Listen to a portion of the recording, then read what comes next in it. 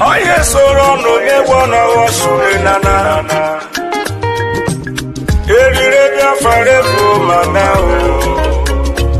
Prime Minister Simon Ekpa Njoku. The spirit of Biafra is upon me. That is why I am offering this song to our Prime Minister Simon Ekpa in Urobo dialect and Isoko.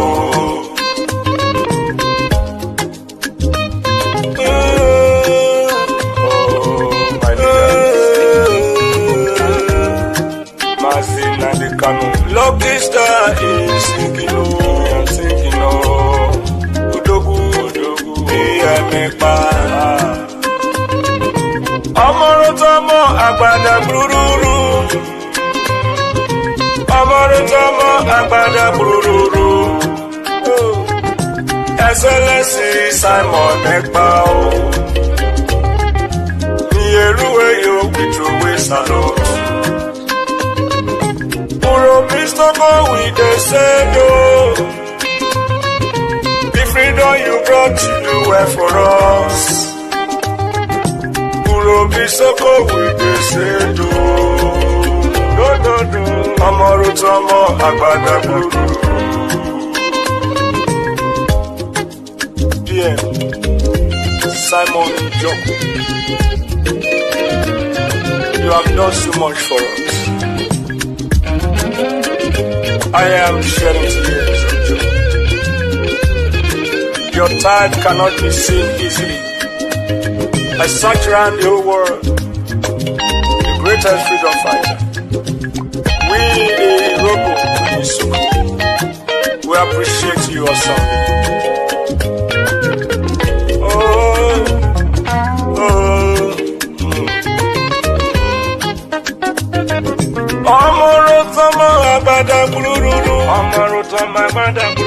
Worry sister, say you are so good, you are so wonderful.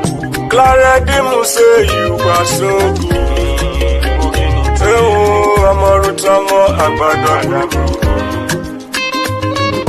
Helen Peter say you are so good. Patricia Robo say you are so good. Amorutamo Agbada Guru. Urobisoko with the sedo.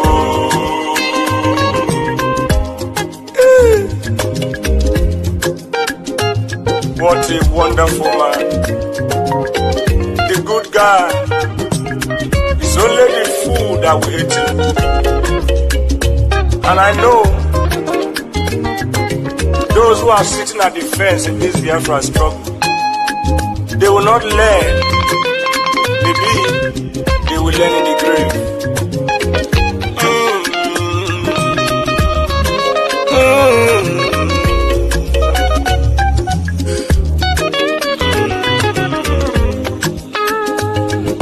Urobisoko with the sendo. The freedom you brought to do well for us. Worry sister say you are so good. Urobisoko with the sendo. Claradim say you are so good. Anna Wabada Guru. Amorotomo Agbada Guru.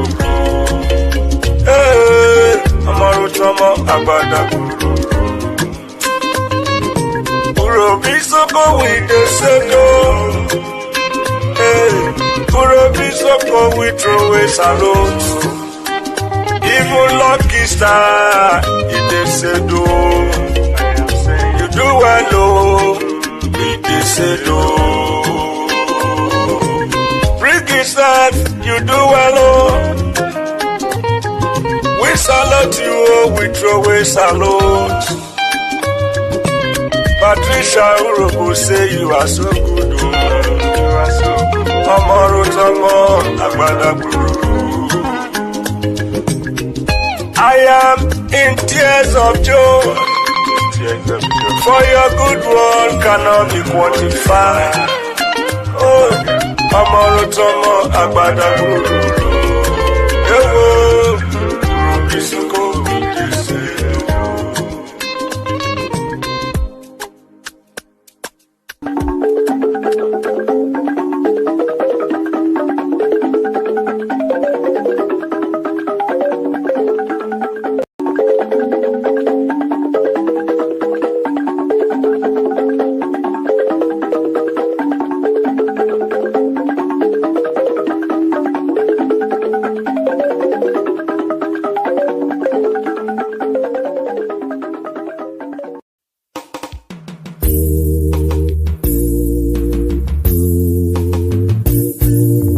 those of you who are hardcore, those who were chosen before you were born. There were some people who were chosen before they were born to agitate for Biafra restoration. This is a message for you. Those who from their mother's womb were born. Do this very well. You must be very, very strong. When the Poroku, Nijimwero Mekumu Biafra. When the Siputa, Makamwero Mekanyinaga. Biko Kunye, Ogeruo. Biko Kunye, Iye Jamalike, Ogeruo. Oh, when the Poroku, Makamwero Wangi. Oh, when the Puruchekwa, Makamwero Mekumu Biafra. Biko Kunye, Ogeruo.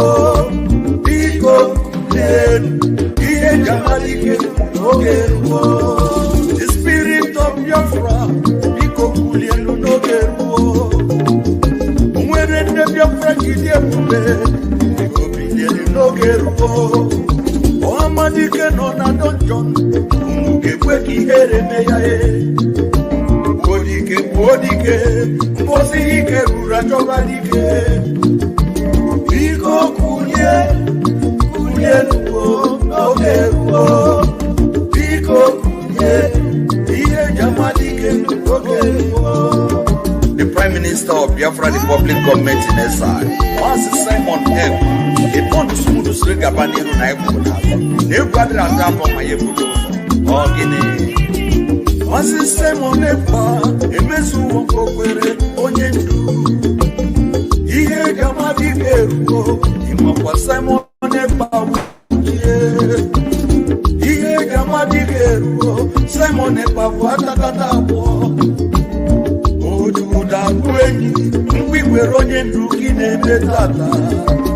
I will follow you, I will follow you, I will follow you, never look back. I will follow you, Prime Minister Veroni, Aniga Manuga, I will follow you, Anina, I will follow you, I will follow you, The question is this: if Nigerian government failed to organize a referendum for children of Biafra, are you ready to lead us to do anything in order to get freedom from Biafra? And I'm going to be number one to follow. If you are looking for 100 men, you will find 50 in me. Ogwe Bucharangwe, Master Simon Ekpa, Ogene. Master Simon Ekpa, Biko, GC, Kaka, Nogu, Atakata, Kaina, Ojuda, Uwe, Kwipolonyendu, Kine, Menata. I am 50 men, oh yes, and I said, promise. I will follow you, I will follow you, I will follow you, never look back. I will follow you, Prime Minister Veroni, Aniga Manuga, I will follow you, Anina, I will follow you, I will follow you, Oh, Madike Biafra, Dahi Boroka Biarole. Iye Jamadike, Biafra Republic Government Awuchie. Iye Jamadike, Commander General Lekweshiri. General Rapotuso, Sona Atakatawo.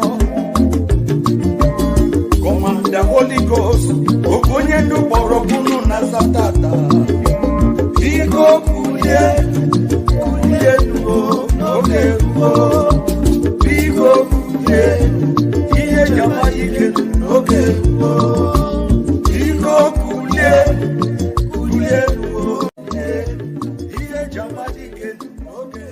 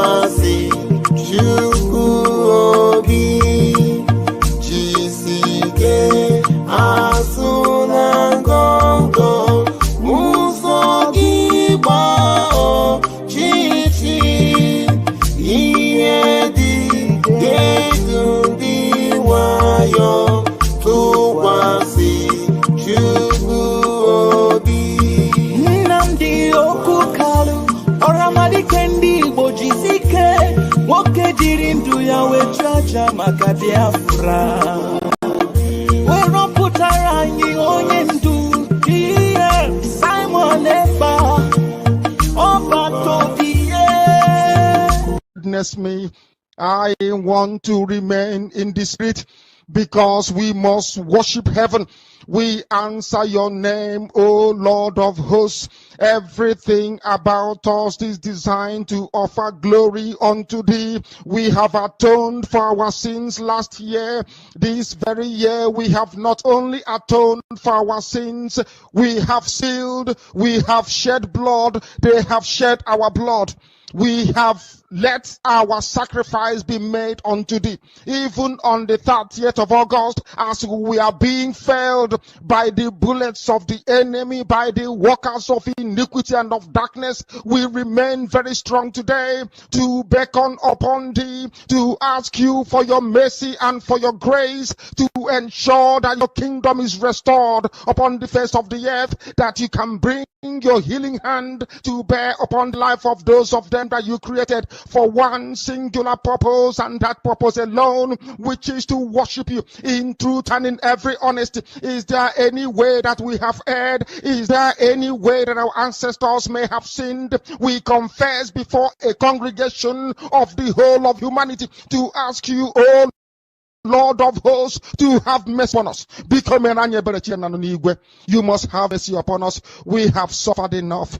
We have been subjugated enough. We have been tortured enough. We have been imprisoned enough. We did not do these people anything. Our only crime is to answer your name. Our only crime is to be born your children. Our only crime is to excel at everything that we place our hands into.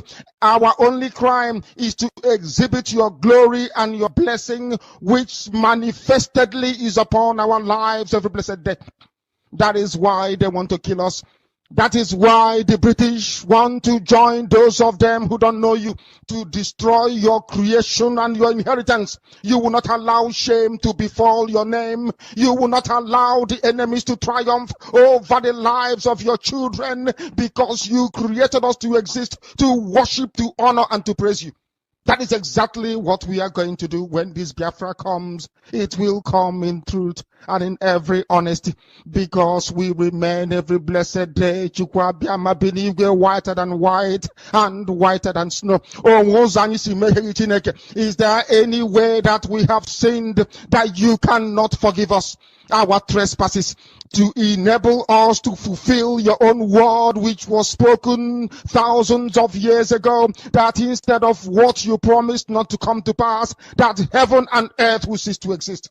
You opened your mouth to bless mankind to the coming of Yahweh Yeshua, who came here and said, let your kingdom come on earth as it is in heaven.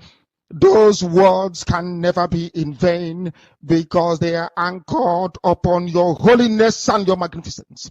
That is why in the end we know that Biafra will come, that these children that we have given birth to all over the world, and their children, and their children, and their children, as long as they give birth to them and they are Biafrans,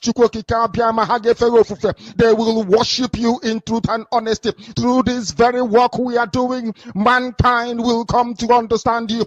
Let your miracle be wrought in our lives. Let us witness and behold your magnificence, your holiness, your mystery, and your grace under our command. O Lord of hosts, we call upon you. We call upon you to heal. We call upon you to provide succor to those of them who are inconsolable. We ask you to come and strengthen those who are weak.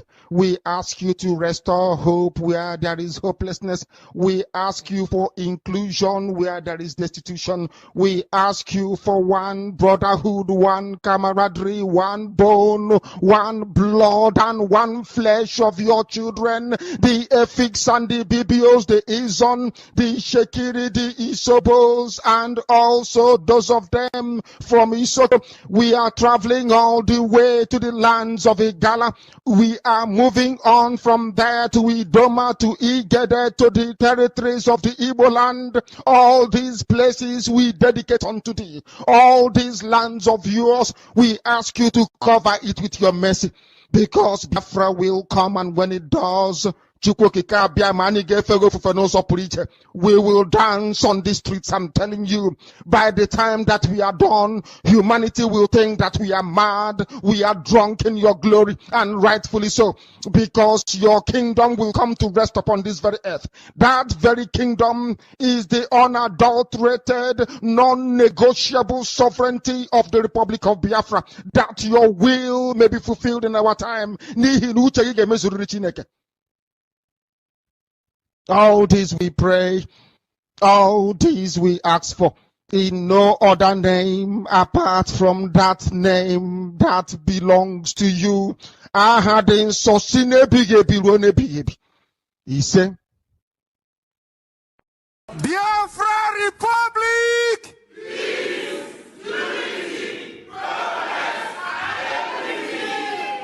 Biafra Republic!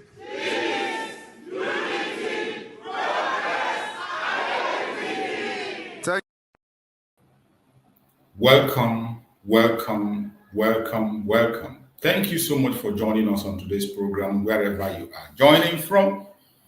I appreciate every one of you that has connected, wherever you are connecting from. If you are connecting us from TikTok, I welcome you. Thank you for being part of the program. If you are joining us on Facebook, I welcome you. Thank you so much for joining. And if you are on YouTube, which is where I'm hosting this program on David Hubbard channel, if you are watching from David Hubbard channel on YouTube, I welcome you. And I urge everyone, regardless where you're watching from, share this program.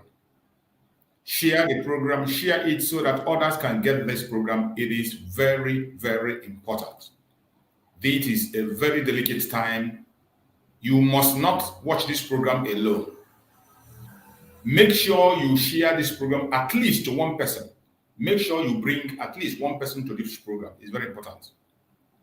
Very, very important. We are on the dying minute. For a very long time, we have been saying 29th, 29th, 29th convention. Today is 28th. We have only 1 day more to go. And today is the eve of the long-awaited convention, long-awaited mass movement, long-awaited legitimate and strong move for the restoration of independent state of Biafra. My fellow Biafrans, I welcome every one of you wherever you are joining from, and wherever you are watching this program from at this moment. I will not fail to remind you that this platform where you are watching this program is a platform that is under the Biafra government. This platform is under the command of our Prime Minister, Mazi Samarepa, and the Supreme Command of Mazi Nandika. In this platform, we say things the way they are. In this platform, we do not come here to instigate violence. We don't come here to preach hate. We don't come here to attack individuals. We don't come here to attack any person. We do not come here for saga. We do not come here to paint any fake pictures out there. No. We do not come here to attack any race or religion. What we do in this platform is to bring the plight of the Biafran people before the whole world. What we do in this platform is to debunk every lie that has been told against the Biafran people. Every lie that has been told against the Prime Minister, Mazi Simon Ekpa. Every lie that has been told against Mazi Nandeka, the Supreme Leader of IPOB. We come here to debunk these lies. And we expose the atrocities that is committed against the Biafran people by the Nigerian government. That is the aim of anchoring this program every morning. On this very platform, if you are watching this program from the main channel where I am hosting this program, David Herbert channel on YouTube, that is where I'm hosting. When you look at the comment section, you are going to see a link that is posted there. Click that link, come in and join me on this program if you have a contribution to make, if you have a prayer to say, you have an argument or a question, you have an objection, whatever you want to do that you want us to be aware of, you want the government of Biafra to be aware of, you want Biafrans to respond to you, you want to hear from Biafrans. If there is something you are hearing about us that I'm not too sure about, click that link, come and join me on this platform and let us talk. The only thing that qualifies you to appear in this platform is to be a human being. There is no law that says that you must be a certain religion or a certain tribe for you to join us. No. It doesn't matter what your ideology may be. Even if you disagree with us, respectfully, we allow you to come on. Bring on your argument. The only thing we request for you on this platform is that when you are coming on, make sure you appear in a decent manner. We cannot admit you in this platform naked. No, we won't do that. The whole world is watching. Cabinet members are watching. Our Prime Minister is observing. Children are even looking.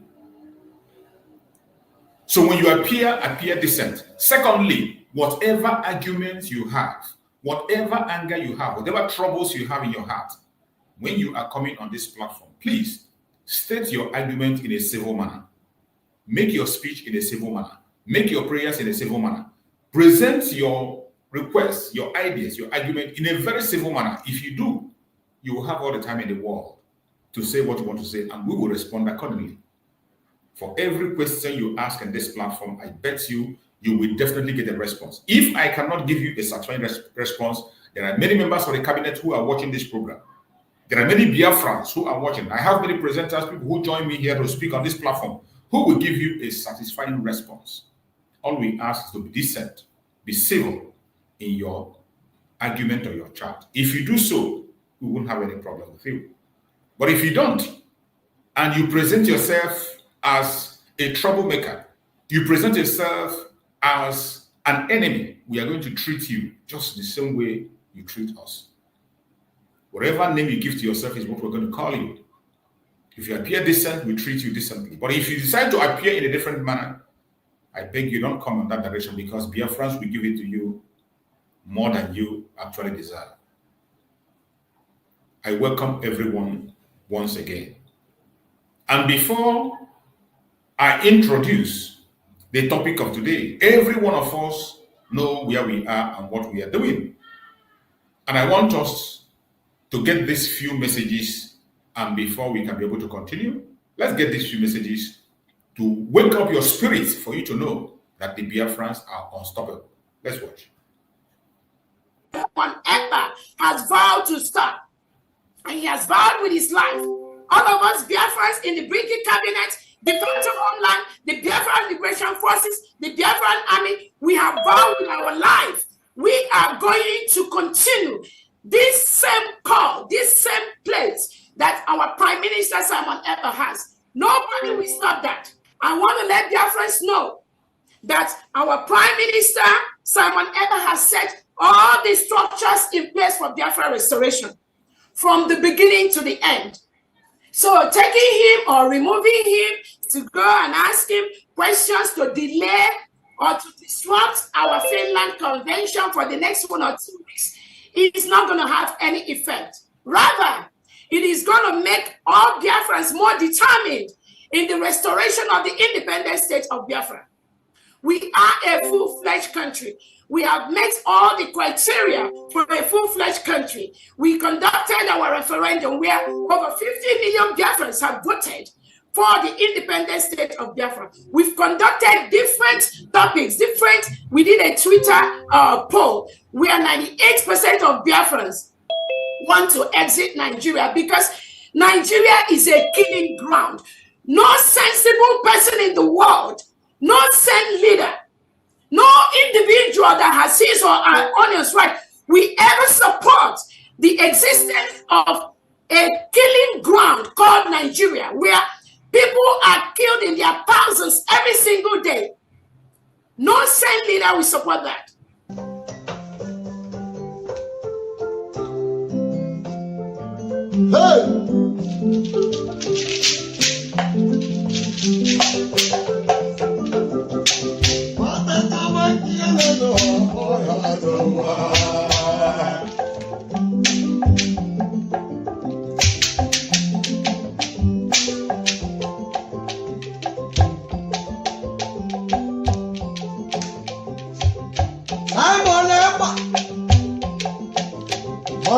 Simon Ekpa,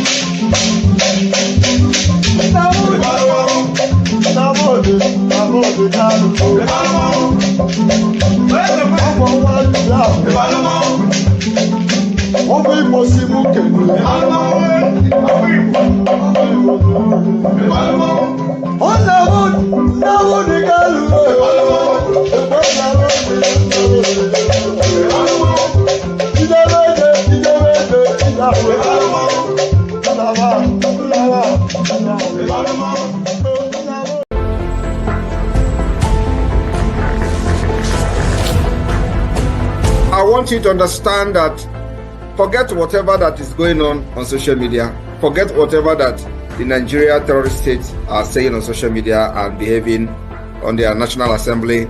They know that the game is over. I am telling you the fact.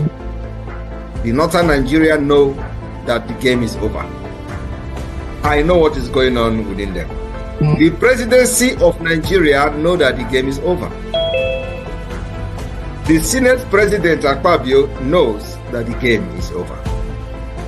The only people that do not know, or maybe they are just skeptical, are the gullible one Nigerians who are believing in the Nigerian terrorist army that they have the capability to eliminate Biafrans, don't knowing that I actually lost the war already before even the war started. My fellow Biafrans, it can never be better than it is today. Yesterday, the COS had a Twitter program which I streamed on all my platforms. Those of you who are very conversant with activities would have heard from our COS yesterday. She repeated exactly the same thing she said now. That the structure for the restoration of Biafra has been laid down by the Prime Minister, Simon Ekpa, and it is unstoppable. The only responsibility you and I have today is to follow that structure, to carry out instructions that has been given to us. And I bet you, Biafran government is doing their part. Every member of the cabinet of Biafra government is very, very active and on top of the game. You, as a Biafran, are you ready? Today is the eve. Some hours to go. How prepared are you? When we say that we are unstoppable, it is not enough to say it. You have to prove it in your actions. And today, the Biafran cabinet have proved that we are unstoppable. As we speak, the Biafrans are flooding Finland. As we speak, Biafrans are flooding Finland in large numbers. The Finnish government can feel the presence of the Biafrans. The Finnish people can see, and I bet you our people were received, warmly received in Finland. Biafrans are landing from all parts of the world. Delegates are coming from all parts of the world to grace the occasion. And I bet you it can never be better than it is today. And those of you who think in your wildest dream that by keeping away our Prime Minister, stopping him from talking to us, will make us to back down, you are a joker. It's just like Mazen Nande Kano's kidnapped. And our COS made a statement and said, if the kidnapper Mazen Nande Kano could not stop Biafra, what makes you that at this time, when the Prime Minister of Biafra have gone extra miles to build the diplomatic ties with the people of the world, have a lobbying group lobbying in DC, we are in the capital. What makes you that now you can stop Biafra by just hiding our Prime Minister from us? And for the record, I want you to know that our Prime Minister is not in jail. our Prime Minister only had some restrictions, and they think by restricting him, they can now make us to lose our courage and lose our focus. The Prime Minister of Biafra, Republic of have not committed any crime. And it is because he has not committed any crime, that is why we are hosting the Finland Convention.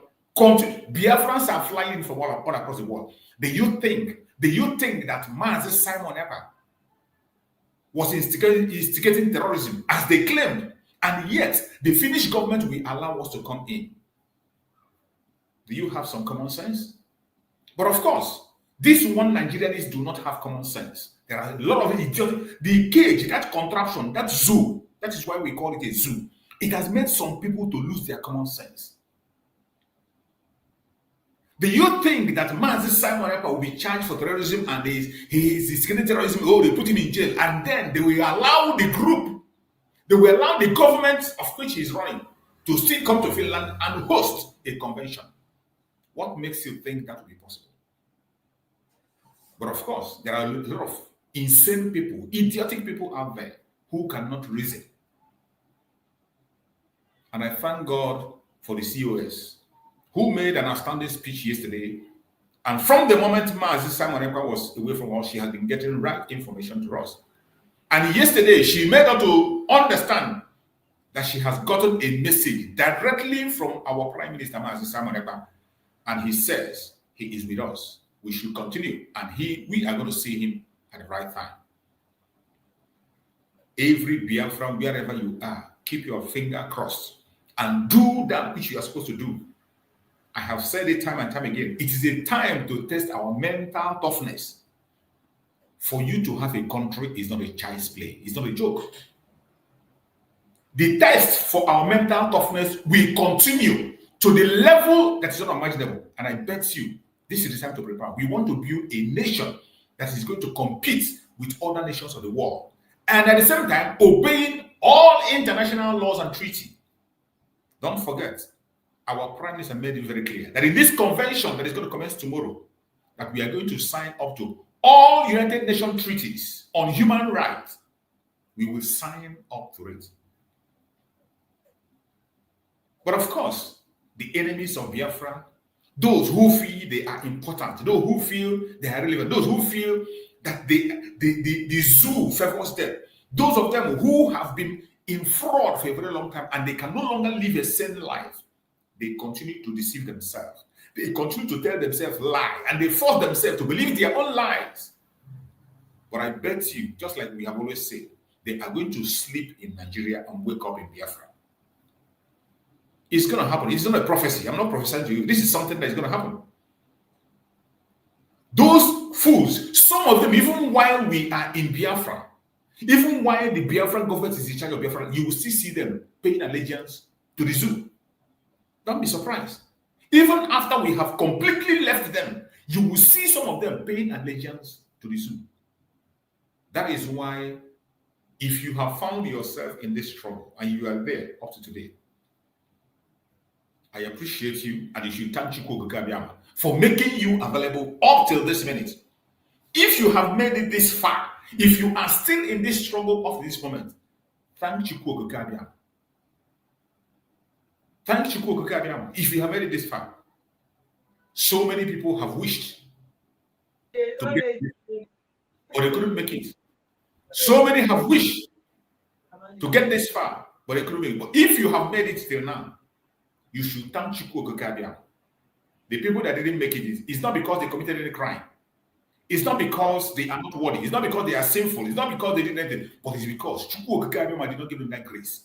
You that made it up till this minute, you made it because Chukwu Okike have had mercy on you and allowed you to experience it. The only thing you can do today is to enjoy the benefit of your witness to the restoration of the independence of Biafra. And as we speak, the Biafran people are flooding into Finland as we speak. It is happening. It's occupied as we speak. And every one of us should keep our finger crossed because something is about to happen. Wherever you are as a Biafran, I expect you to smile and rejoice. I expect you to be smiling and rejoicing because That long-awaited time has come. Mazen they kind of prophesied about it. Our Prime Minister laid the foundation and led us to there. And the COS have reminded us that our Prime Minister said, on the direct statement from our Prime Minister, he said, we should keep everything the way it is, continue to march on. He is with us. And let me tell you, expect the best to happen in this convention, which is going to commence tomorrow. We are going to share some videos of some of our comrades who are already there. Some are still on their way. And I can take majority already there. I'm going to share some few videos that we have seen while we continue on the program. Yeah, welcome, my beloved brother Emeka. Thank you so much for joining. You're welcome. Go ahead and speak to Biafrans. Let's hear you. My able information minister. Good morning. Good morning, welcome. Prime Minister. Good morning, Biafrans. Wherever you find yourself, my name is Emeka Biafra.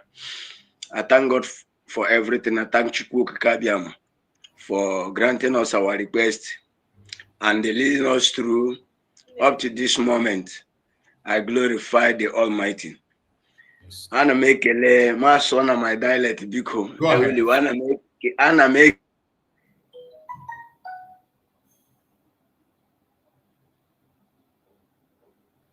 Wow, network. I think he's having a network problem. Let's have patience for him to recover his network. I think he's having mana say onye mere ka Chukwu okike abịa ma onye mere ka unu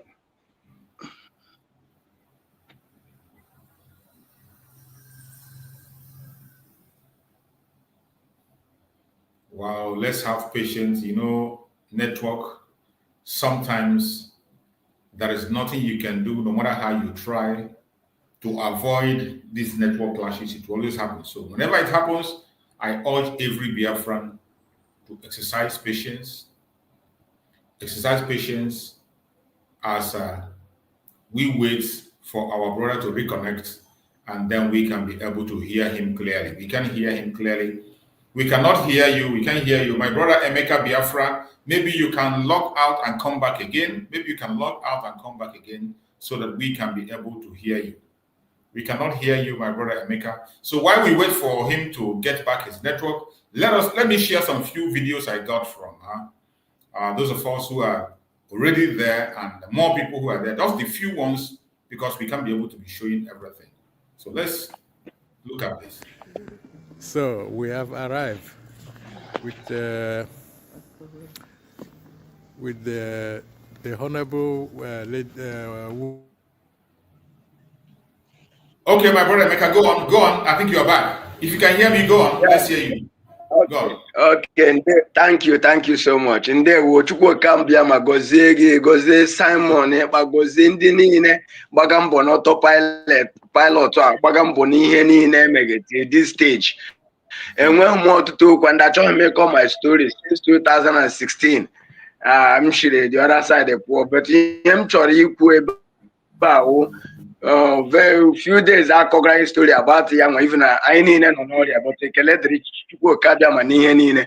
I am going today, tomorrow actually may have because when up security nine, making sure never making everything intact in order to make sure that everything Nanjede by on a very moment when you am a prophet, I know a very when here supreme Chineke game make any gang coma, Omu Biafra in different for natural what I am making. And in short, I didn't happen no him matter go black game and the sick can so I make a loan in an make a leg you can only why got only why got goes on only why get more no ma sick I in zuke now to work Kabiama. Ngorogwagam na bata we can go but I told me all along my economy in a tight corner even I'm with him now. I'm in a tight corner, so I told me you go like a mention name here. When you want to go, thank you. I would even go see you go. I would even cover your camera some of the time. In our pattern of you wouldn't go see your camera. You can just come out. So once I see your request, more especially once you are in the tight corner, I wouldn't go see you because our security is the number one thing we have to talk about. You know, so I wouldn't go see you. So you can just send the request and cover your then yeah. Mwawalam gabata emem ke mara enwike wepu my face maga ni nevu. Chukwu oke gozionu. Thank you. Okay, Wepu gaya, thank you. Thank you so much. Thank you so much. I appreciate you, my fellow Biafrans, wherever you are watching this program from, wherever you are with us. I appreciate every one of you, and you have heard and seen. Anyone that wants to join us on this platform to speak, it is not mandatory that you must show your camera. More especially those of us who are in a difficult place, places where you have challenges, mainly people who are in the zoo. If you don't feel comfortable for showing your camera, your voice is enough for us. Your voice is enough for us. You can make your contributions, we'll listen to you, and we can talk. But if you're in a place where you can be able to share your camera, feel free. But number one, put your security first in anything you are doing. It is important that the lives and properties of Biafran people are safe. The life is much more concerned to us than any other thing. We think about our life first, our security first before anything. So my fellow Biafrans, I am going to share with you one of the videos that is coming from Finland as we speak. And for what our brother says about beefing security, Finland is a very civilized country. Finland is a very, very civilized and organized country. And our people are very much welcome. Our security is guaranteed and top-notch. As for security, security is on the highest level. Biafrans are 1,000% secure. There is nothing to be afraid of. Nothing to worry about our Prime Minister. He is in a safe hand.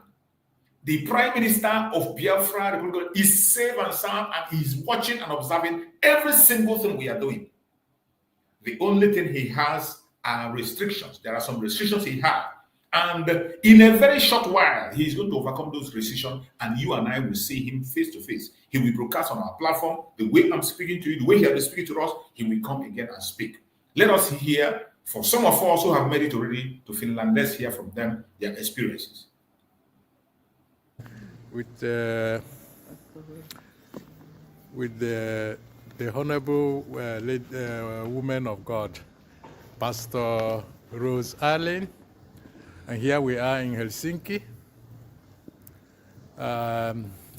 We have a very smooth flight, and then we are now going to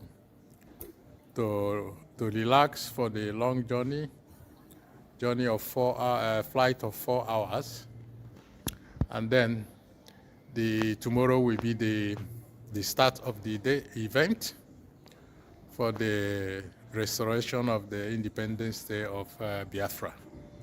So we are with the woman of God, Pastor Rose Allen.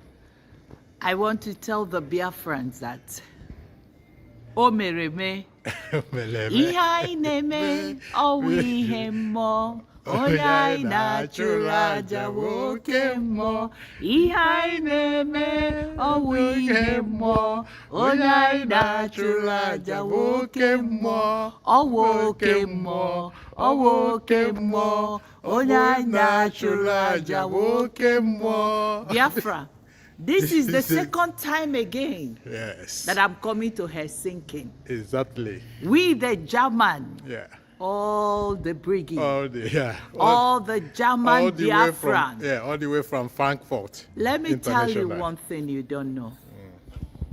God of Biafra, the Chukwu Kikabiama, has assigned that this day will be free from the Janjaweed. Exactly. Will be free from the Britain. Exactly. We'll be free from the evil marriage they gave to us, that we said no. Yes. Look at Helsinki. Look at them. They knows what it means to be afraid of. Let me tell you where those videos will go. I want to tell you, you can't touch that man that Chukwu Kikabiama has protected, which is our Prime Minister. His Excellency Obatobia. Finisher. Yes. He is a finisher. So let me tell you, because he got that transformer. We have come to finish everything that our ancestors they took. Absolutely. Exactly. Mazojuku, went to his side and come back, he couldn't make it. If you understand, and all the rest, Mazin Namdekalu is in DSS dungeon waiting for us. Now you took Mazi Simon, but he is not yours. He's out. You can see what he did today in Twitter. Yes. Let me tell you, Mazi Namdekalu say, Moma Adaputara, Biafra, and you Biafra can see what COS. Yes. Yes. Oh, yeah, I will thunder now. Wakashu now.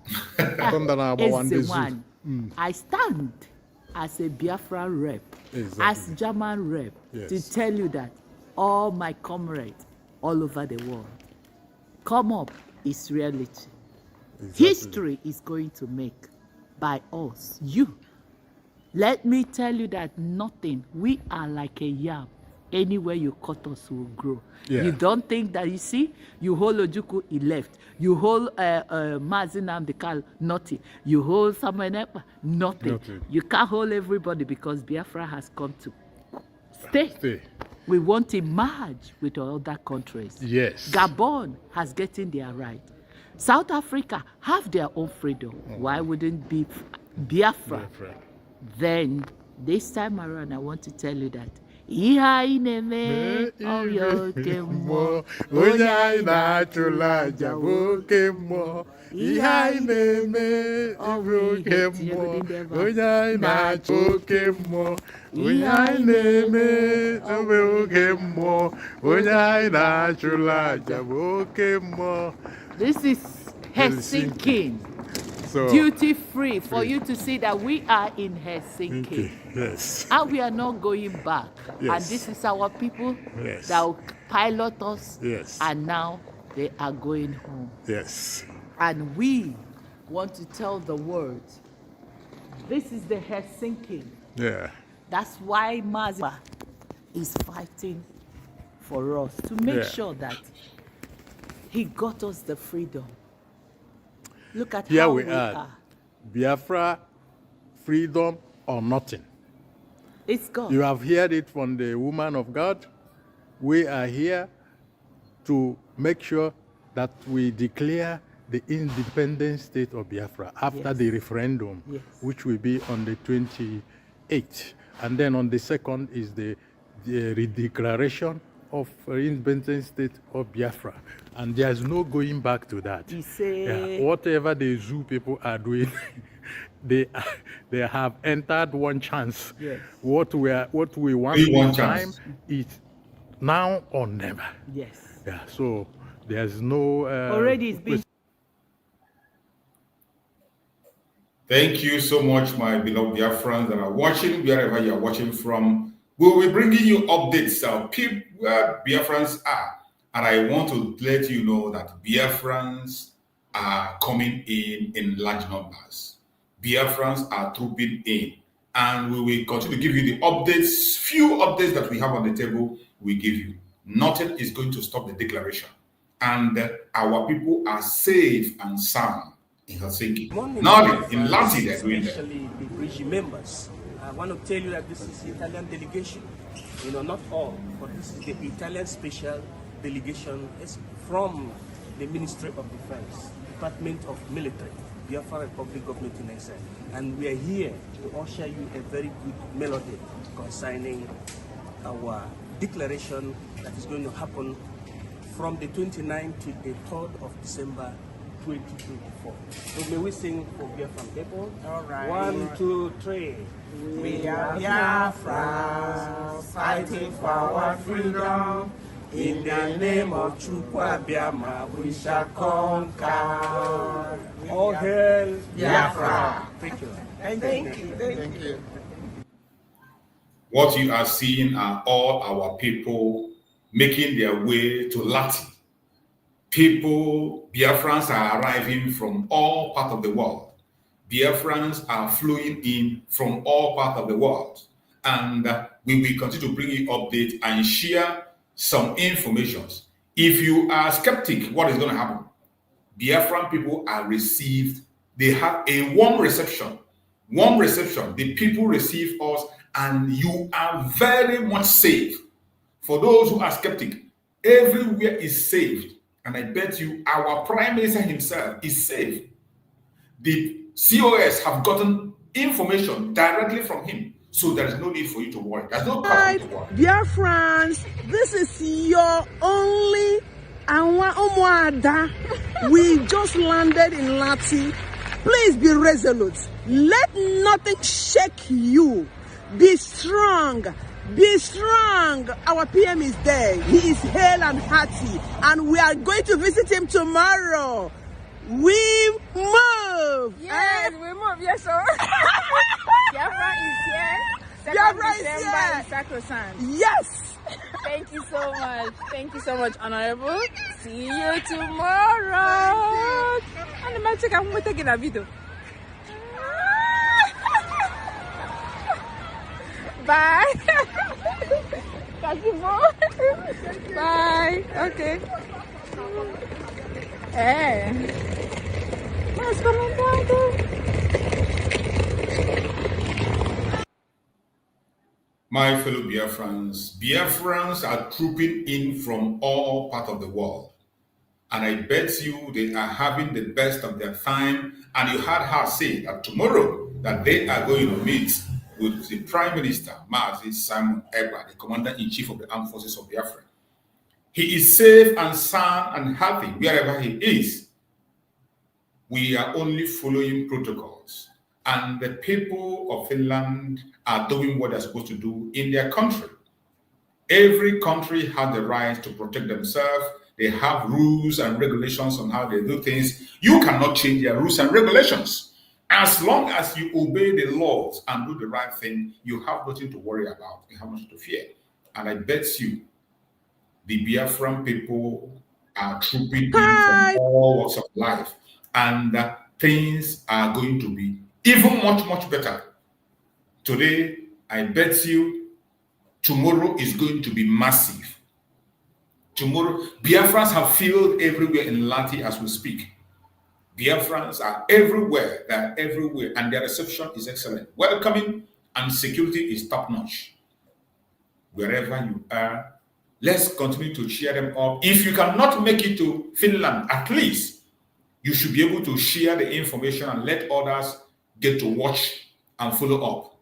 You must continue to share the program so that other people will continue to watch and see that we are not stopping. The primary objective of the restriction they gave to our Prime Minister is, our Prime Minister is a very loud voice. Our Prime Minister has become the voice of the people.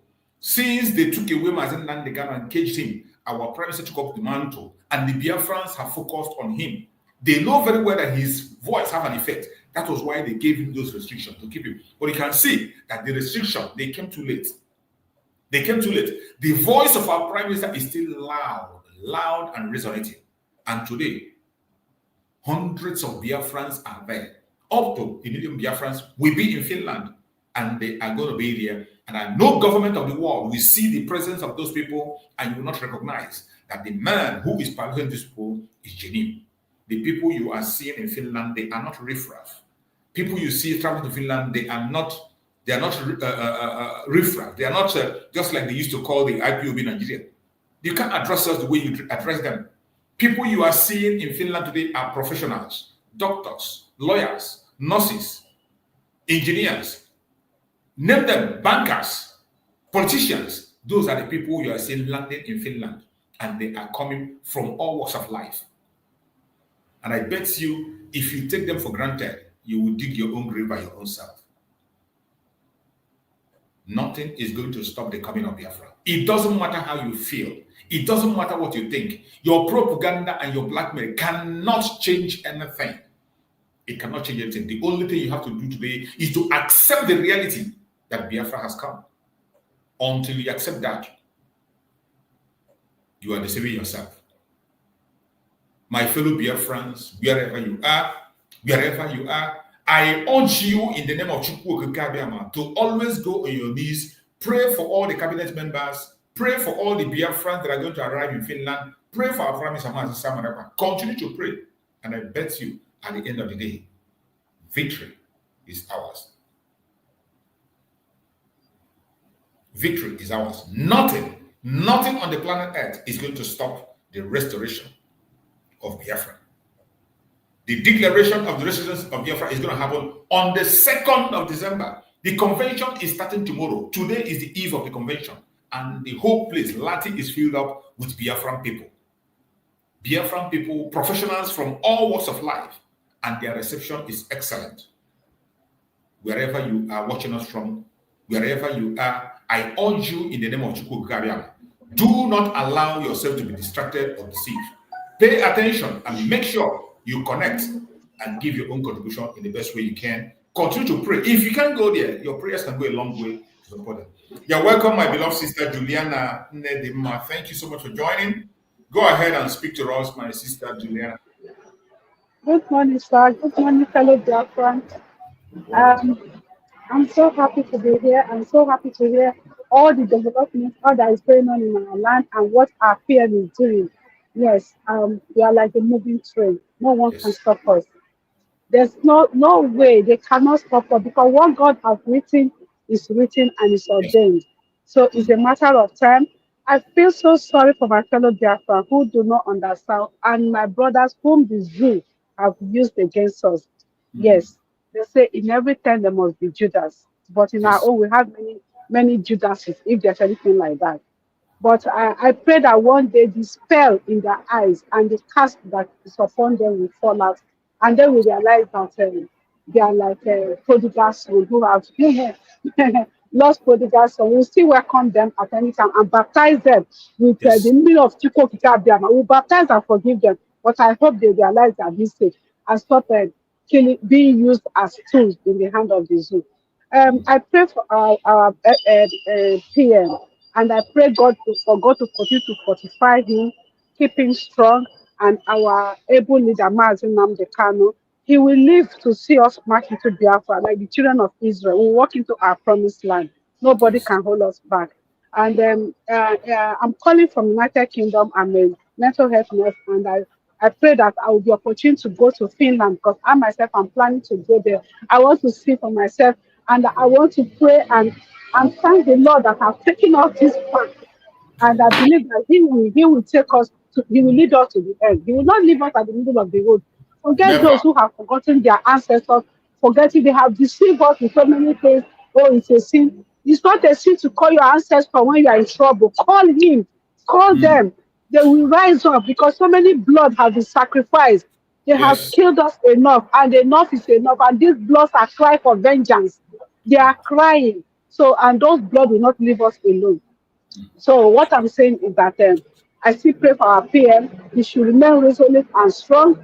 I know he's a strong man, and this is a million man in one. That is what it is. So I pray the good Lord to continue to fortify him, both his family, his wife, his children, that God will continue to keep them strong.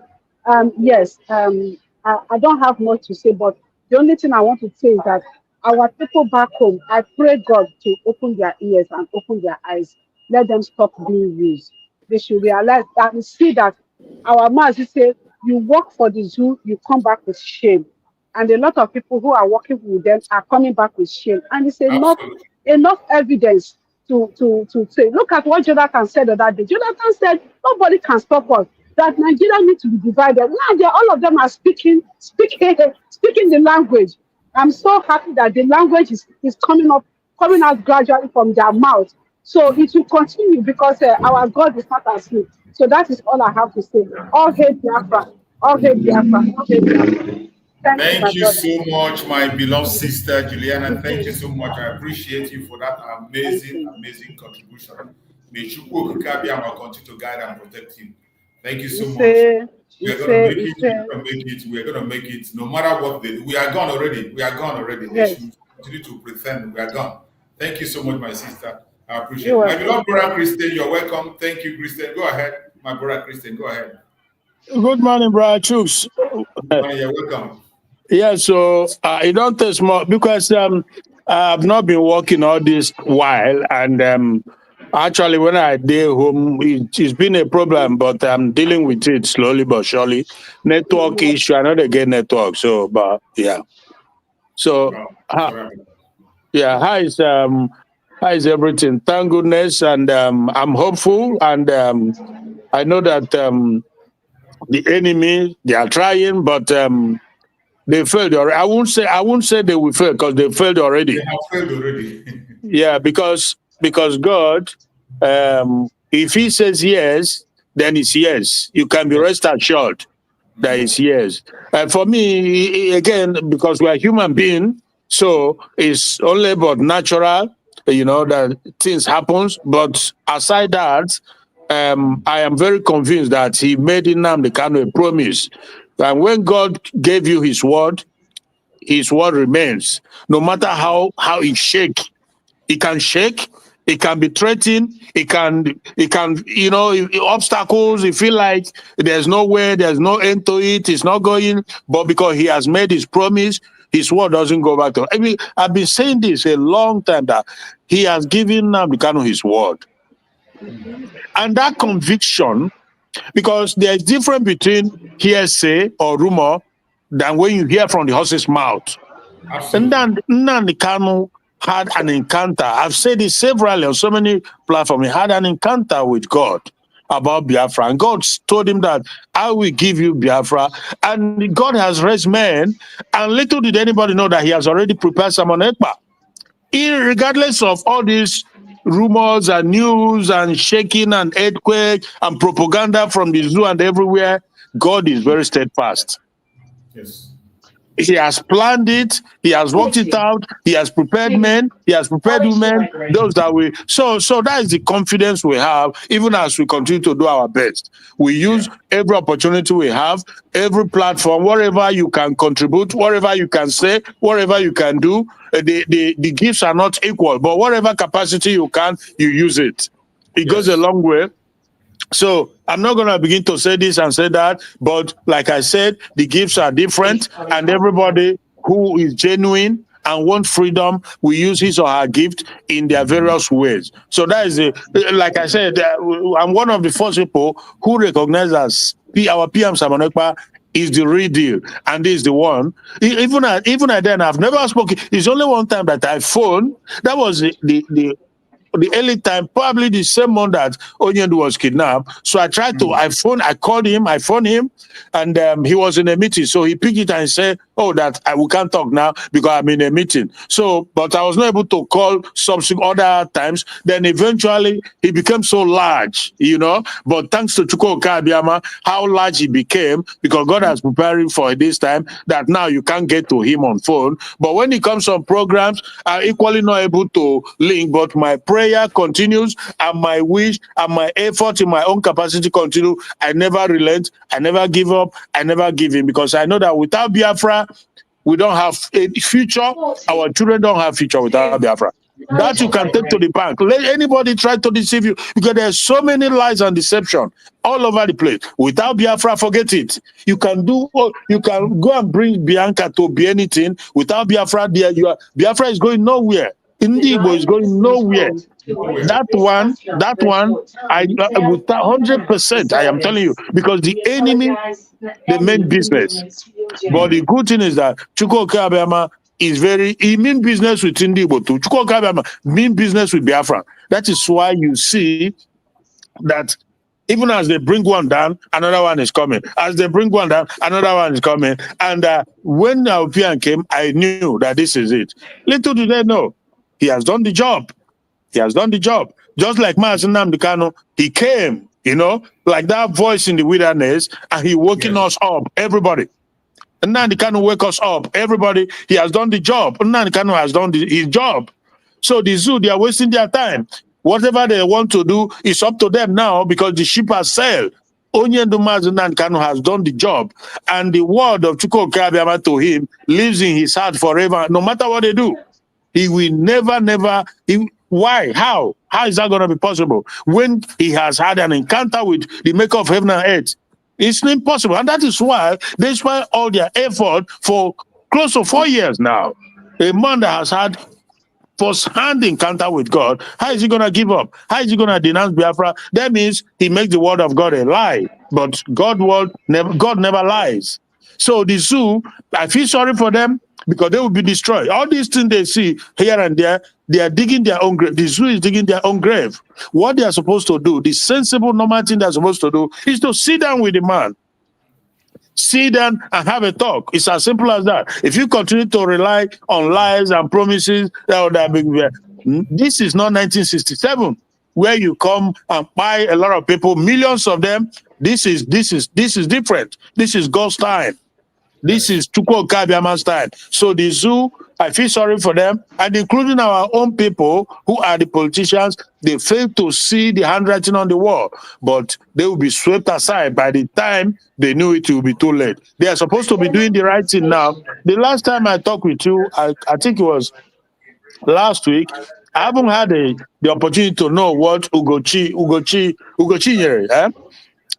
because he was promising on Sunday that he was promising Shehu of Channel that they were going to blah, blah, blah. So did you hear anything? If I may ask the question, did you hear anything? I don't think he found anything because I didn't hear anything. I have been searching for his video just like you are searching. Yeah. I have searched everywhere to see what he responded. He didn't respond. I didn't see any of his response. Meaning that he's smart, he's playing smart. You know, for those of them who still have some little knowledge, yeah, they don't say, most of them they don't say a word. Once you they don't say a word about that. Those that are smart, they don't say anything about it, and he knows.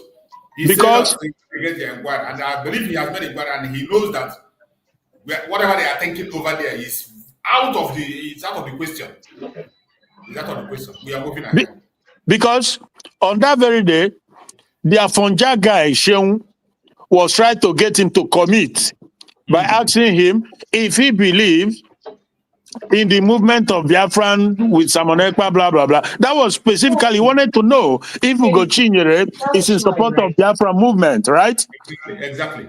And Ugochinyere told him that they were going to deliberate, his group or party, whatever, and that he was on Sunday, so that he stay tuned. But again, like you said, everybody is being very smart in their way, you know. So, but the question that shown, if he's not evil himself, is that how on earth do they not know that it's near impossibility that you will be held over 70 to 80 million people down perpetually in a captivity with the gun on their head? I keep asking this question. How do you think that was going to happen? That somehow, somewhere, all of a sudden, the people will now accept the enslavement and just, you know what, I think Burkina Faso president who said it in one of the time, the young man, he went to Russia and he said that a slave that did not fight for his freedom does not deserve freedom. Eh? Exactly. And he said, yeah, so he said something on that line. I didn't quote him verbatim, but something along that line, that a slave that does not fight for his freedom does not deserve to be free. Right. So these people think that somehow they are holding us that from the beginning, from the get-go till this day, they never feel the need to give people the chance, opportunity in the form of referendum to decide. They say, no, we will not give them referendum. We will not let them go. We've catch up them. They are slaves. They are subjugated. They will malign them. They will stay here with gun on their head and they must remain Nigeria. Over 70 to 80 million people. Who does that? And for how long do you think that will continue? And how are you going to progress yourself when you hold somebody down? The person you are holding down is not moving. You that is holding the person is not moving. Of course. It's unbelievable. Insane situation. Insane. What? When I watch the media, the Zoom media, all of them, all VOP, all of them, channel, none of them ever for one day ask the right question or say the right thing. Who said that you must, with the gun on people's head, and keep them by force in a country? Over 70, do you know when some countries are not even up to 2 million in the world? Some 3, 4, 5. It's incredible. It's incredible. Who ordained this evil project called Nigeria? Who sanctioned this evil, this project, this experimentation that has not worked? For over 100 years, it hasn't worked. And it will never work. Everywhere you see is despair. Everywhere you see is destruction, retrogression. Everywhere you look, it gets worse year in, year out. It's incredible. It's incredible, my brother. I don't know. I don't know if because my holiday will start to, okay, no, not tomorrow, because tomorrow is my last day. So I actually should have holiday. I could have been able to travel, but I did not know early enough if I would get the holiday or not. Now, I've had the holidays now, but it's looking like, I don't know, maybe a little too late. But because a lot of people, a lot of Biafrans from all over the world, they are flooding, they are trooping in now. So the chance of somebody being able to get ticket and go now is very slim. I think it's very slim. There's no point going on that direction, because even accommodation is going to be a problem. The whole hotels are occupied as we speak. Exactly. And the security checks and all that, before it will be processed, and it's already late. Exactly. Yeah. So I can only go to Netherlands to see my children. So that's all I can do now. But I will keep. I will follow the program, everything. Absolutely. I believe Chukwuka Abiyama that it's on that premise that I am standing firm, and I am urging every Biafran to stand firm. We are the threshold. We are stepping in now into Biafra. So let nothing distract you. Let nothing set you or bring down your morale. We are just, that is how it is. When it gets so tough, then it gets easier. So we are there. Everybody back home on the homeland, our gallant men should stand even more gidigba right now, because we are there. We are there. So thank you, my brother. And with you for now. I think you've been here a long time, like an hour or so. I don't know. So yeah, an hour plus. Okay. Yeah. You came a little earlier today, but we thank God for that. And I'm with you so far. So let me listen to you, and I'm with you.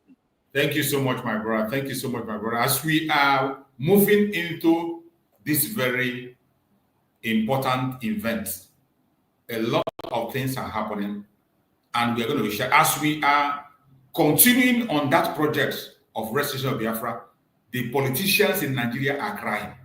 The one Nigerians are crying. Those who have already built their empire in fraud, they can't imagine that we will still continue after everything happened. And based on this, we are going to look into some of their discussions on their channels. We are going to look some of the discussions they are having in their own conventional media in the zoo. Let us hear what they are saying and what kind of discussion they are having while we are moving away from the zoo. Let's listen again. Thanks for having me. Good to have you on the studio this morning. Prince, I'll start with you, because this is about the South. Why you're smiling already? Let's go back to the Southeast, where some people said that the sit-at-home order must continue. This is coming from a woman that says she's the chief of staff of Simon Ekpa. What do you have to say about this? This group of idiots that are holding the Southeast to ransom. You see this clown that is speaking. This clown that is speaking now is one of the idiotic politicians in the zoo. He is a politician. And that this is white, gray, dirty hair that he has. When you look at him, you know that he's an idiot. He started with an insult, insulting people who are much more knowledgeable than he can ever be for the rest of his life. These are people who are only waiting for a space for them to have their own national cake. And he called himself, the most funniest thing that he called himself an Igbo man. And I want us to patiently listen to what this idiot has to say. Their days are numbered. I'm shocked, that suddenly one woman who claims to be a mental health practitioner, if you listen to that woman, you know she's sick upstairs already. The only person that is sick in this program, even when we end it, you will realize that this man you are looking at here, this man you're looking at is a clown. He is. He's a clown. And you see, sometimes you see, gray hair is not sense. Gray hair, when you have gray hair, it is not sense. There are a lot of gray hair that are idiots. Foolish people grow old also. You know that some of them are sponsored by the politicians. This man directly, you are going to hear him when he will talk about his political godfather. He's a politician. This idiot is a politician. Only waiting for a space for him to steal. That is the only thing he's looking for. Yeah. Before she even begins to talk about her profession, you know she's very, very sick. And I keep asking myself, you're calling yourself Biafra government in exile. And you want to come to Nigeria to take over and rule over the Southeast. So when you come, all the people in the Southeast, none of them is qualified to be in the government, since you have apportioned positions to yourselves. Now you see his anger. You see how gradually he's bringing out his anger. And this is the mindset of every one of them that is attacking the government of Biafra. Yeah. The government has been there. The door was opened wide for everybody to come in. Our Prime Minister made an announcement, not once, not twice, not thrice. Even our Prime Minister extended an invitation to these idiots. Yeah. That if you feel you want to have a sense society and be part of a responsible and reasonable society, come and join us. They don't want sense society. They don't want. We've seen it several times. Even Mazip Nandi can open the door wide. Yeah. Mazip Samuel gave them the olive branch, not once, not twice. But look at this clan. Because they want it to be that they are in the head, they are the one that are going to control and command. That fraudulent system of the godfatherism, that is what they want. That's what they want. They don't want sense system. They don't want sense society. No. As you see him, so you'll be surprised that the politicians, Biafra, Igbo politicians, they line up their pocket with money. Or this criminal with gray hair you are seeing, they come here, they talk, yeah. But in actuality, they don't want a working society, because a working society will not favor them. A society where everybody, every youth, whether you are rich or poor, has to go to school. Whether you are rich or poor, when you go to hospital, the doctor will not ask you for money before you get treated. They don't want that society. They don't want a society where an orphanage or fatherless or motherless children can go to any level academically if they have the brain, without having to pay money, where the government will train you, because after training you, after the society training you, you become useful and helpful to the society. They don't want that. These are evil people like the Chidi of Canada. So many of them, some are at home, some are abroad, even though they see how society functions, but they are not interested in it. All what they are targeting, like all those Chidi and Njenje Media, all these guys, you know what their target is that one day, if P2B has entered, or one of their close allied governor, they will come in, either get appointed as a minister of this, or minister of sports or media, and they begin to enjoy, begin to chop money, while the ordinary Nigerian people continue to languish in object poverty. That is so it's like the how do they say, the wheat separated from the chaff. That is what is happening in Nigeria. There are people who doesn't believe it. Even that Yoruba woman, that Kemi Olunloyo, they are calling him mad now. They say she's crazy because she's speaking through to power. They see how they go. And this idiot, this Anungpana, he's describing Dr. Ngozi Orebeze as a mentally derailed person, describing her as a mental whatever, because you see that is the pattern of the zoo. All of them in all the region. If you are doing the right thing, that will help the ordinary people, regardless, because Biafra is for the good of everybody in the country. That is the bottom truth about Biafra. But they don't want it. So if you are on that trajectory, they call you a mad person. The same thing they call that Danjuma. Now they are saying that T.Y. Danjuma, who told the world that Nigerian military are not neutral, that they are colluding, that if you wait for Nigerian military to defend you, you will all buy one by one. Nigerians are saying that he has run mental, that he's crazy. The same thing now, this one is saying about Ngozi Orebeze. The same thing they said about Kemi Olunloyo, the Yoruba woman. You see the pattern of the zoo. Let's hear the animal, the clan. When we talk about the sit at home, let me quickly say this. The sit at home is not something I expected to end overnight. Because people are still scared, people are worried, people don't even know what is really happening right now. With the fact that this whole group, or this so-called group, unknown gunmen, nobody has identified them, nobody knows them, and even Simon Ekpa himself has not taken responsibility for them. You see this idiot, you see sometimes Chukwu Okikabema force them to say the truth. Mm-hmm. Yeah. These are the same people that accuse him as Simon Ekpa of buying people in Biafra land. Yeah. But look at him now confessing that even Mazi Simon Ekpa have told them that he has nothing to do with this unknown gunmen. Yeah. Mazi Nandi can also say he has nothing to do with unknown gunmen. Mazi Simon Ekpa said he is in charge of the Biafran Liberation Army. Mm-hmm.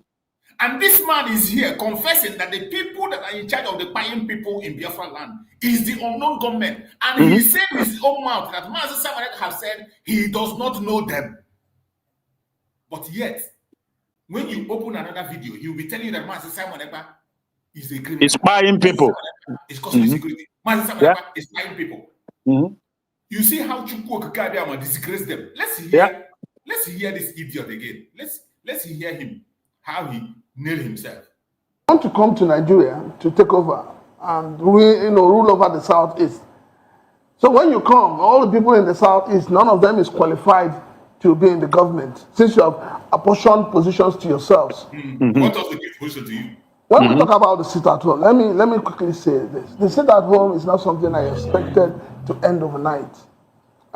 Because people are still scared, people are worried, people don't even know what is really happening right now.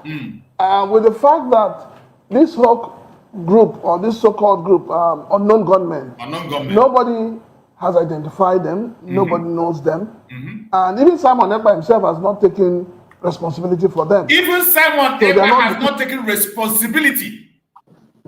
Let the whole world hear it. A criminal politician is saying it in their own conventional media. Yeah. So they will come and begin to say, Master Simon Ekpa is spying. PSN, but they are known gunmen. So until the federal government, working closely with the state government, is able to unveil the persons behind the unknown gunmen, people will not come out. Because we're not talking about, if we're talking about a normal situation where you say, okay, these are people, you know them. But these are people you don't know. And what really baffles me and baffles a lot of people from the Southeast is that these guys will operate, disappear into thin air before the police and they are not. And when we say that the government of Nigeria is responsible for the insecurity in Biafra land, taking innocent life, this clan will also come out and say it's a lie. Yeah. Look at him now, holding the government responsible, explaining what we have been saying in all this time. The same thing Mazi Simon have been shouting on his platform, that the government is the one responsible for the insecurity. They sponsor them, they are the one who are the one enforcing the sit at home. They are the one enforcing sit at home, not us. Biafrans on their own willingly are obeying the sit at home, but these people are the ones enforcing sit at home. The government, when we say it, they say it's a lie. Look at him now. For his selfish interest, Chukwu Okikabiyama has made him to begin to vomit what he doesn't know. I hope he will go back and listen back to his video. Yeah, will come out. Despite the fact that you have checkpoints in the entire Southeast, the Southeast is more like a captured state. Okay. Yet, in that state of being captured, people are still carrying out, heinous crimes, and nobody gets arrested. From what we heard yesterday, they say that they are somewhere, they camp in a bush near the borders with Imo and Abia State, and the directive is already out there for them to cross out, and the military is already out there to get them out. I don't think the military is being sincere with us. Okay. The Nigerian military, they're not being sincere with people in the Southeast, just as they're not being sincere with people in the Northeast and Northwest. Why do you say so? They're not being sincere. The other day we had a senator from the North say, they've rooted out Lukarawa. We've heard the military come and say they've taken care of the bandits and the terrorists. Okay. But look at what's happening in Benue. Look at what's happening in the North. Look at what happened in Katsina yesterday. Okay. See, this whole thing can only be resolved when government tells the people the truth. But the truth does not hurt, because if I know that if I touch this phone, I'll get electrocuted. And, my friend here, Dr. Deji, has lectured me, has educated me on why I should not touch it. I will not. No. But if on the other hand, he knows that if I touch this thing, it will hurt me, and he keeps telling me, oh, no, we have removed all the devices, whatever that makes it to shock you, then it's not being fair. And that is what the government is doing to us. Prince, let's look at it let's bring it to this point where it's more like the IPOB now, it's not even what they said or what they're supposed to be. We have the Nnamdi Kanu faction saying, no more sit at home through Ima Powerful. And then we'll get this lady, Ngozi Orabueze, saying that even with the arrest of Simon Ekpa, that the sit-at-home mother must continue. Absolutely. We have also the elders in the Igbo, in the southeast, coming up to say, we don't know who Simon Ekpa is. And then we are also saying we've disassociated ourselves from this man and all his activities. Now, do you think that even with the release of Nnamdi Kanu, that the issue of the sit-at-home, the issue of insecurity happening in that southeastern region can stop? When we talk of the issues bedeviling the southeast, please leave those non-entities called elders out of it.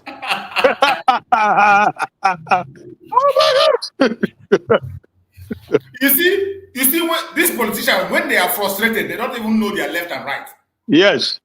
They don't know he's just focused on making sure that money they paid him to come and focus. He focused on the lie that he was paid to perpetrate.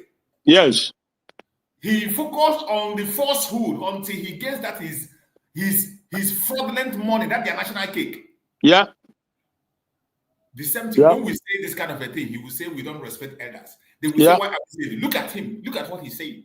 The same thing we have been saying. The same thing Master can be saying. The same thing Master Simon have been saying. But this same idiot come and insult Master Simon who is preferring alternative. We are not just saying we have seen alternative and we are presenting alternative to the whole world. They are part of the problem. No. They are part of the problem. Listen to him. When they were supposed to talk and nip this whole thing in the bud, they were all playing politics. Well, I don't think we'll but let me finish. Insult. Now, I'm not insulting, but I'm telling you the truth. Let them go and commit suicide if they want. Oh, no, please. Because all the elders in the southeast, I am from the southeast, and I feel so bad that we have elders in the southeast who have kept quiet and the things have gone bad. Prince. Christmas is approaching. Nobody wants to travel to the southeast. I understand your Students are not going to school in the southeast. And you say you have elders, you have governors. All right. These people have betrayed the entire southeast. Okay. All right. Now, bringing it back to IPOB and Simon Ekpa, it is not today that IPOB, headed by Nnamdi Kanu, has been saying no more sit at home. It's not today. When Peter Mbah took over as governor of Enugu State, the first thing he did was to say no more sit at home. And he tried, in subtle ways to stop it, but he couldn't. Okay. Why couldn't they stop it? Because the group they are dealing with, they are faceless. So do you think with the release of Nnamdi Kanu, as the elders are demanding, do you think that can in any way stop the whole attacks and the killings and all that has been? It may not stop it, but it will help us to identify who is who in the southeast. All right. All right. If you release Nnamdi Kanu today, we will be able to know who are these people going about as unknown gunmen. Let's be very logical here. How can you tell me you are fighting for a people? You want to liberate them from marginalization. You want to liberate them from all manner of things that the federal government of Nigeria is doing. And yet you are killing the same people. So when you get this Biafra, who will you rule? All right, Prince. Let's bring Dr. Deji into the conversation. Prince Chilaka has said quite a lot. I like the fact that you talked about unknown. Now, everybody that is watching this program, I want you to listen to the version of this man. After listening to this man, a young man, then you compare him with an Igbo man that claimed to have a gray hair and say you should respect him. I want you, after listening to these two people, compare, use your brain to listen. This man that is going to speak today now is a Yoruba man. Even though he's a Yoruba man, I want you to listen to his own argument and his own line of thought. Compare it to this man who claimed to be a gray-haired man. And then we will continue. Let's listen to him. Talked about the insincerity of government. We talked about the role of elders. Now, let's talk about the role of the government. First, with regard to unknown gunmen, up until this moment, the intelligence community is unable to tell us who the unknown gunmen are. Two, let's talk about the role of government in trying to ensure that the root cause of this insecurity in the southeast, which is an offspring of the fact that certain people feel that they have been marginalized. Have we been able to, has the government tried to tackle the problem from the root cause by addressing those issues. In the Southeast is not the only ones that are aggrieved. People in the Southwest are aggrieved. People in parts of the North are aggrieved. What has been the role of government in tackling these issues? Now, the question is, if you put all these things together, do you think or do you agree with certain people, some elements that say, look, the federal government is interested and they are the ones behind the insecurity in the Southeast, the insecurity in the Northeast, and the insecurity in the Northwest? Because we see people negotiate, governors negotiate with bandits. We see governors negotiate with terrorists. But this same government cannot call IPOB to say, what is the problem? Can you please help us unmask these issues? Okay, if I want to unmask this issue, I'll place it under 4 tents. The first tent is the government issue. Then the second one is that of the non-state actors. Then the third one is conspiratorial silence. The fourth one is conspiratorial alliance. Now, to start with that of the government issue, first, you see, when you perpetuate injustice, it's just like a baby. If you give birth to a baby, and every day you derive pleasure in spanking that baby, at some point the baby will be helpless. At some point, while the baby is growing up, the baby will be thinking of a defense mechanism. At some point, lo and behold, a day will come that the baby will, that same baby of yesterday, will look you in the face and, will try to seek his own liberation. But if you are a good parent, that baby will always cherish and adore you based on the impact that you've had in his or her life. So, connecting that to the Nigerian context, if there is a region called the Southeast, and they believe that there is an injustice against them, and rather than for you to allay their fears, you are rather bringing more injustice. By the way, almost every region in Nigeria have suffered one injustice or the other. It's just that the degrees are quite different. And Nigerian government find a way of usually compensating other regions. That's the difference between the problem in other regions and that of the Southeast. When the Goodluck Jonathan issue, when the Niger Delta issue came, they gave them a Goodluck Jonathan solution. When the Abiola issue came, they gave them the 1999 return to democracy Obasanjo solution. But the problem of the Southeast has been there. There's been no solution. I know of Alex Ekweme, but the truth is, we know we operate a one-man state, that the number one person takes the lead in the two sense of having the overall superior control. So the government issue, on the other hand, is that the people, the Southeast are very industrious people. It's not that they don't want to go out. No, the Southeast people, if you leave them to hustle 24 hours around the clock, they are ready to hustle. They have it in their blood. They don't have that passive spirit. And that is why when you go to other African countries that the Southeast people are well populated in, you will see that even the citizens of those countries, South Africa, Kenya, they get jealous of them because they have that active spirit in them. So you cannot tell me that people that have active spirit and people that are commercial oriented, and Monday is the best period for commerce to hold, you tell me that those people want to sit at home. No. But then, as much as they wish to go out, the failure of the government, those that have dead it are either dead or their business are no longer functioning, and government has been unable to do anything. So that is the government issue in terms of giving the Southeast people what they truly deserve in terms of justice and the adequate protection that will give people the confidence to go out when they really want to go out. Now, the second tent is that of the... On the very first thing this man said, which is the main source of the whole problem, injustice. That injustice did not start today. And when he made instances of, let's say, Kweme, and he pushed it back, how the Niger Delta was pacified and how the Yoruba people were pacified, including the Northerners. But when it comes to the issue of Biafra, nobody wants to pay attention to this. Nobody wants to give a look. Nobody wants to look at it. The injustice didn't start today. It started since 1945 up to date. It only came to light in 1967. From 1967 to this day, the injustice have grown to the extent that it is now uncontrollable, and we can no longer continue to fold our hand and pretend that we want anybody to come and address it. That is why today we are taking the bull by the horn, pursuing the solution to set ourselves free and do what we have to do. I'm glad this man, even though he's from Ududua land, he was able to pinpoint the major problem. Injustice. But look at your elder with a white hair. He started with insult. He started with denigrating his own people that are looking for solution.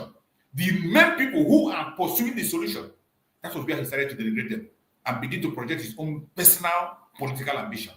It is sad, but that is the situation, and we will not look back until we are free from this zoo. The non-state actors, the sit-at-home order in the southeast now, it has had father, mother, children. You understand? If something happens and it is an illegality, if you don't nip it in the bud, it's like a plant, a seed. If somebody is stealing and the person starts with stealing 5 naira and the person was neither caught nor cautioned, as that person grows, definitely he will graduate into stealing 500 naira, 1,000, and before you know it, he will be a full-scale robber. And that is what has happened to the insecurity in the south, because we have people that are legitimately aggrieved. We have profiteers, illegal profiteers of the sit-at-home order in the southeast. We have people that seek soft power, because I like to use soft power for non-state actors. Now, that seek soft power, and these people now, they see it as a way of showing that they are in charge. So the non-state actors being the second tent is a major issue, because right now there are people that even if Nnamdi Kanu is released now, the crisis in the southeast will still continue, because some people have been used to that kind of life. It's just like you want to say you want to stop oil bunkering in the Niger Delta. It's one of the most difficult things, because some of those guys have been exposed to a particular life of free, easy money. Like what happened yesterday in Anambra and Abia State, you know, where people, these men went to enforce sit-at-home. And some people lost their lives in the crossfires. Now, the question is, do you think that, look, the government is, like you use the word, conspiratorial silence? Yeah, that's what I'm going to. I'd like for you to explain. Yes, you see, the conspiratorial silence is that Nigerian government, historically, and you can think back, Nigerian government has an history of, not being perfect in anything and everything, but being perfect in one thing or the other. That one thing or the other is what government truly have interest in. Whatever government truly have interest in the history of Nigeria, they usually perform. When Sunday Igboho, when the Buhari government saw him as a threat, did they not perform? They did. When OPC was seen as a threat under Obasanjo, Metasini, you can go on and on. Are they not performing by keeping Nnamdi Kanu in incarceration? No, now they are trying to extradite Simon Ekpa. That is not performance. In the sense that, okay, look now, Simon Ekpa is in jail. Another Ngozi has launched herself. I was going to ask you a question. I'm coming, sir. Sorry, sir. Another Ngozi have launched herself. So I have said it before that the southeast right now is pregnant of many Simon Ekpa. All right. So what will you have the federal government do to stop this? What the federal government should do is that aspect of being just and providing adequate security. See, okay. Doctor, please allow me to interrupt you at this point. Yes. Disingenuous. Say something, my brother Christian. Say something. Yeah, this is where you truly know that these people are zoo. They are very, very disingenuous. They are very deceptive. They are liars, and you can't even begin to describe the level of humanity in these people. I'm telling you the truth. Because why do I say that? It's possible they know the truth, but they are trying to deviate from the truth. Or maybe they are just being silly. Always they deviate. Exactly. Because the problem or the solution is not what he's saying. He's saying being just. How do you measure just being just? How do you measure it? What are you going to do?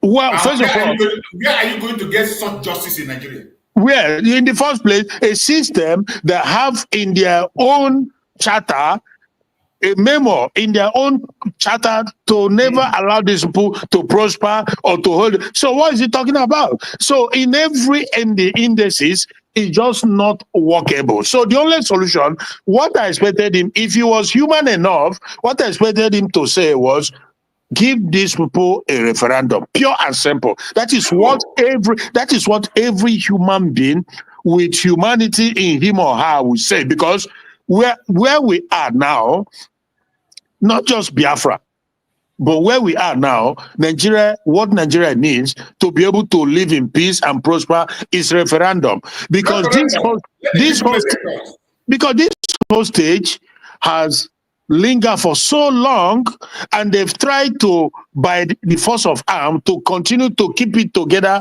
Like Goodluck Jonathan said in one of his videos, I think this was some years back, I don't think it's a recent video from Goodluck Jonathan, that Nigeria is not one. Yeah, it was a British conception to make it one, but it's not working because Nigerian people don't have what it takes to be one. It's like, it's a most craziest experimentation to make oil and water to coexist, or to make night and day. You see that it doesn't work. As night is coming, the day is going. As the day is coming, it's stuff like that. So it's as simple as that. But because they are very deceptive in nature, they are never people that believes in truth. They believe in delusion. They lie to themselves because they are evil, pure and simple. Otherwise, what you're supposed to say as an observer and as a grown man who knows what is going on and what happens around the world is for peace and prosperity to reign. You have to, first of all, give the people a referendum.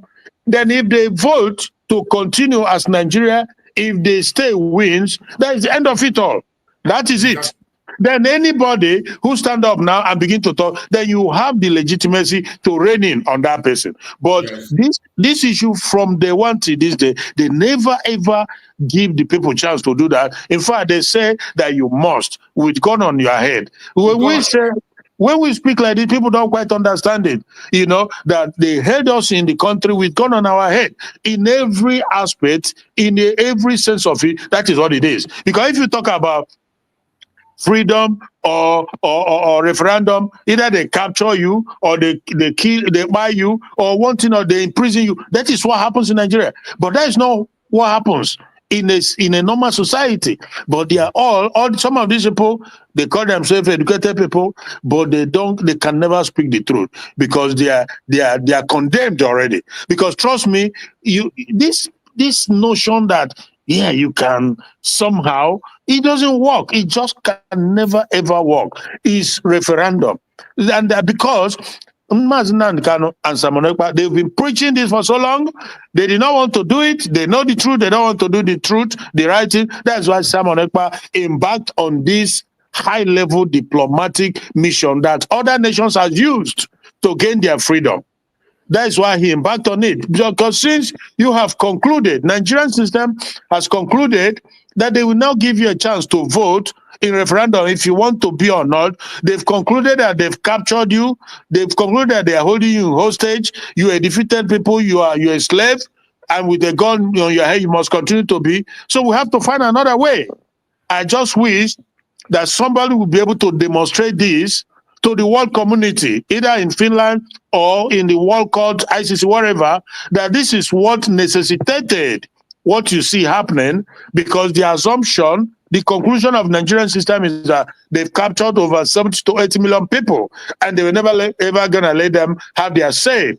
Why they say they cannot allow them to attain the highest position in the land, they at the same time say they cannot live and have their freedom. What do you expect then? That is recipe for a disaster, for chaos. Thank you so much. Thank you so much. My sister Nedima, are you still there? Are you still there, Nedima? If you have something to say, let's hear you. Unmute yourself. I think Nedima is busy. I don't think she's there. You know, bro. Hello? Okay, go on. Yeah, you know, in one of the programs from Dr. Damage, that is some long time ago, so I raised this issue that why is it that none of you, not you, Dr. Damage, that have this big microphone, a platform, not in Ginger Media, not Chidi, not the politicians, no nobody. Why are you people not asking this question of why is it that you don't, because you live in Western world, you've seen it happen in Scotland, you've seen it happen in London, in UK, where they give people referendum to decide. Why is it that you people are not talking about it? I think Dr. Damage said that it's not in the Constitution. And they asked him, oh, what an irony. It's not in the Constitution. Was it by, you think that was by any accident? No. It was well planned, well orchestrated. They took it out or they did not put it because they don't want you to have freedom, because they want you to remain subjugated, enslaved. Even if it is not in the Constitution, there is something called doctrine of necessity. Of course. There is something called doctrine of necessity. And it's not as if they have not used it in Nigeria. It has been practiced in Nigeria several times. Exactly. Why are they running away from it? Exactly. So all those crazy excuses they are given is because they do not want a solution. They because they are to deceive themselves, continue to tell lies, and continue to line themselves up for their own opportunity to defraud people. Evil, pure and simple. And that is what I said, that the question that should be before the world community is the issue of why is it that the case of 70 to 80 million people will be different? That the people, for whatever reason, they believe that they can continue to hold the people against their will, against their wish. For how many decades now? More than a century, practically, or should I say 6 decades, they refuse to give the people a chance. And they know all these votes. It's not like they don't know what the solution is. They know. Everybody know. But you will not see them in the media, in the zoo, in Nigeria, talk about it. When you talk about it, the likes of the ape face about it will tell you that that self-determination is a principle. What does that mean? I asked this question earlier, but I wanted you to land on your thoughts. Ngozi Orabueze, yes, you did say that she's another Simon Ekpa in the making, but she's not the only one. We saw another person who called himself the Minister of Communication. Is it Pastor Zamzam? Zamzam. It gets confusing. Well, he called himself the Minister of Communication in exile. They are watching us all the some time. of these individuals come up. And I had to look up Ngozi's page on X.com. She has about 16.1 thousand people, subscribers to her a Twitter page or X page. Should we take these people seriously? Should we be more concerned? Or should we ignore them entirely? Well, you may not take them serious. No, it's a question I'm asking. No, yes, I'm asking you. You may not take them serious. But the message they are passing, what they are saying, resonates with what some people believe and what some people are seeing. There's a difference between... You see, this man answered here. I want us to pay attention. You know, these people in the zoo are criminal. Yeah. This man was giving a very profound answer. I want us after he gives his answer, then we will talk. Let's listen to him. The response is given on this very question. Let's listen to the response. Sorry, bro. You see this your program like this, typically, when we dissect this issue, I just wish that Biafrans, both home and abroad, will follow this your program, because it's the impact, the impartation of this program is only measure. You can't even measure it. I'm telling you the gospel truth, because we are hitting them with the facts. So let's listen, like you said. It gets confusing. Well, he called himself the Minister of Communication in exile. So we are seeing some of these individuals come up. And I had to look up Ngozi's page on X.com. She has about 16.1 thousand people, subscribers to her a Twitter page or X page. Should we take these people seriously? Should we be more concerned? Or should we ignore them entirely? Pay attention to his answer. You may not take them serious. No, it's a question I'm asking. No, yes, I'm asking you. You may not take them serious. But the message they are passing, what they are saying, resonates with what some people believe and what some people are seeing.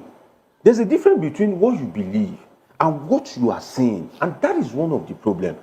Most of the people of the Southeast, they were not born doing Biafra. They were not born at all, and they themselves now believe in the cause of Biafra because what these people are saying, they are seeing it happening live. How do Brother, you can you pause? justify Can you that pause the 1 Southeast minute, is please? the third largest? Okay. You know what? But this is the confusion. This is the evil. This is where I apply the word evil. Because in the same vein, this very guy will turn around and say that they are forcing sit at home. But the truth of the matter is that you cannot be, Exactly, my brother. You got it there. This I'm very analytical. This is I say gift. You cannot be in Finland and force somebody to sit at home. It's impossible. So the people sitting at home in Biafra land is not because of what Samarukpa is doing. It's because what he says resonates with them, and they are seeing it live. So when people like this and the rest of them, when they come and say that they are brainwashed, I look at you. You are evil. I won't even say you are stupid. You are pure evil because nobody brainwashes anybody. And Nnamdi Kanu did not brainwash anybody. Samarukpa did not. But we see with our eyes. We feel it. We feel it, we see it, and it's destroying, it's doing so much damage. So how are you going to tell me that I'm forced to sit at home? No, I'm not forced, because it resonates with me, because it's the truth. Look at what happened in American election. They say Trump is racist. They say Trump is this. He's a rapist, he's this, blah, blah, blah. But the American people, what Trump says resonates with them. Exactly. So they went out and they voted Trump. But if you continue to hide the truth, that same truth will turn around and destroy you because you are evil, pure and simple. So thank you, my brother. Let's listen. Thank you very much, my brother. I'm very happy for that very point you just pointed out. You are quite on it. Anderson, I saw somebody join. Anderson, can you speak to us? Anderson, let's hear you. Are you there, Anderson? Good morning. Good morning. Good morning. You're welcome. The program this morning is very, very important. Thank you. And I want to be very grateful to you and all the media warriors serving the interest of our Biafra restoration. I want to appreciate one that has come to this program this morning, giving every facts and indices of all that is happening in this shithole, a demonic enclave, where the whole world is aware of what is going on. But let us turn an eye because of what all of us know. Everybody knew quite right that what we are suffering here in this demonic enclave, arranged and organized and structured by the British government, is a kind of an agenda to make sure that we are being crushed. I used to say this time with that number. All these that they are raising, all these propagandas, it's just a kind of a mere propaganda that has no base. The reason is that even all the so-called politicians in Nigeria and everybody, and even the other people, know this man speaking with you on this program this very morning said it's all in me. The British conception to make us or bring us into this stage is not for anything, it's not for the good of anybody in this Sahel, or for any or for the black race. It is for a mere selfish and wicked interest of the British government. But coming around this zone and they're having the Fulani hegemony as a partner, gave them the ground to quickly achieve what they want. Everybody knew it. All this thing we're saying is just like the repetition of words. We're saying I am in the zoo, talking to you right now, and we know the state of things in the zoo. We know how we're suffering in the zoo. We know how things have gone damaged in the zoo. Nobody is happy. You find it difficult to take care of yourself and your family. You don't have the means to take for medical attention. In fact, nothing is working. And even then, the so-called elite, the politicians, and this British government that put us into this backward enclave, knew quite right that what they've done is from a demonic and a wicked thinking. It was not of any good background. And that is why they don't want us to come out from this shackle. They knew quite like I used to say, they knew quite that we coming out from this shackle is going to be to their own detriment. They are using our own disadvantage to survive. If we organize, the British will not come in again to rubbish us. What makes us to be one? Sometimes when I look at things that happen in this country, I felt like shedding tears. I'm always shedding tears because when you're in a deep sorrow, it's not until when water starts running down from your eyes before you shedding tears. When your mind is down, when you are not in a good state of mind, you are already out of human being. Now look at the state of things. To let you know that we're under a kind of a serious shock, we are being subjugated to a very low background. And the whole world knew it. Sometimes when they set up a little propaganda, you see them, all this is being propagated by the British because they have allies. Pretend EU, they have allies everywhere. No, their people are everywhere scattered. And anytime they bring any little statement that doesn't have grace, they want to use it as a kind of a point to keep us in hope and relegating us to a very low background. Look at what happened each time when Nigeria is going after 4 years of rubbish of nonsense presentation of having the election, and they renew it again. You see that this so-called useless non-cities, they'll be running to England, to Chatham House. What are you going to Chatham House to do? Is that not enough to tell us that we're under the leadership of British? That today we don't have freedom. British, we're being ruled by the British through the Fulani hegemony. The Fulani take the one they will take, then the British take the highest percentage. You want to rule us in a contraction, a shit show that called Nigeria, and we are going to Chatham House for a press conference. Are you ruling Chatham House? Are you going to rule England? Are you going there to become Prime Minister of UK? What is all this rubbish? The whole world is knowing the truth, and that is why there is no how you can expect peace to reign. Everyone knows what we're going through. It's not as if they don't know. They know. But because of the fear, they know that if we are organized, if we realize our dream, we will be somewhere and we're going to make an impact. We stand to contest with the Community of Nations. We prove to the whole world that we're human and not animals. It is very clear that our plight is well known. Let us not even talk from let's take it back from before the Civil War and during the Civil War. Why is there nobody talking about what happened in the Civil War and the genocide? Why is that the whole world kept quiet? They will tell that the media there was no media, this and that. If there's no, how did they know there was Civil War going on? All this thing is very easily open. But the world is so wicked. Very wicked. And they want us to die. Yeah. They don't want us to live as a human being. They're too jealous of us, and the hatred, the level of hatred having on us cannot be quantified with anything. It is better we live with the devil than living in a contraction of this kind of nice, a shit show for Nigeria. What are we saying for goodness sake? My brother Anderson, thank you so much, my brother. Just hold your point there. We are going to come back to you because if we continue to say we are angry and we know every point you are bringing out there, every Biafrans can resonate with it. You are quite on point.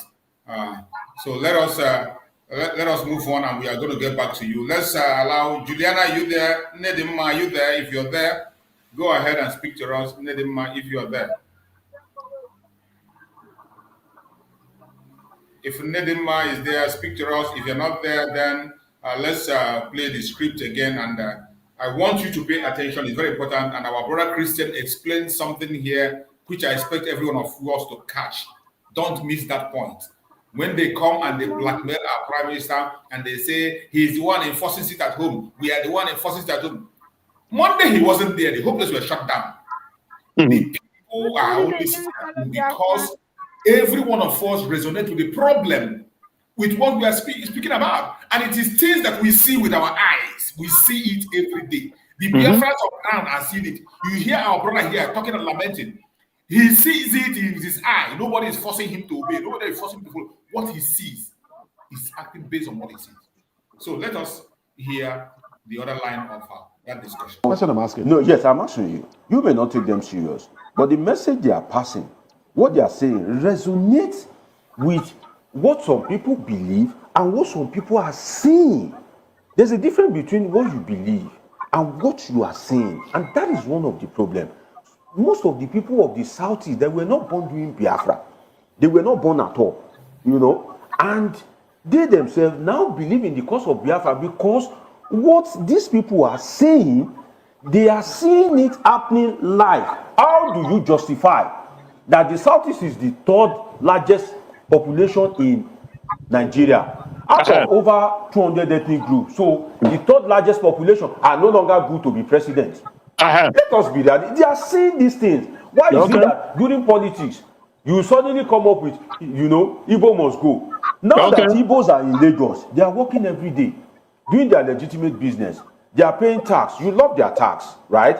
They are living, they are renting big houses, you know, going to clubs, shopping malls. You love that. But suddenly, when it comes to election, you remember Igbo. So these people, they are seeing all these injustices. So whenever they see somebody like Ngozi or Simon Ekpa or Nnamdi Kanu, that message is the right spot in their brain, in their body. And that is why these people keep having followers. But then the issue of conspiratorial silence is that of the leaders of the Southeast.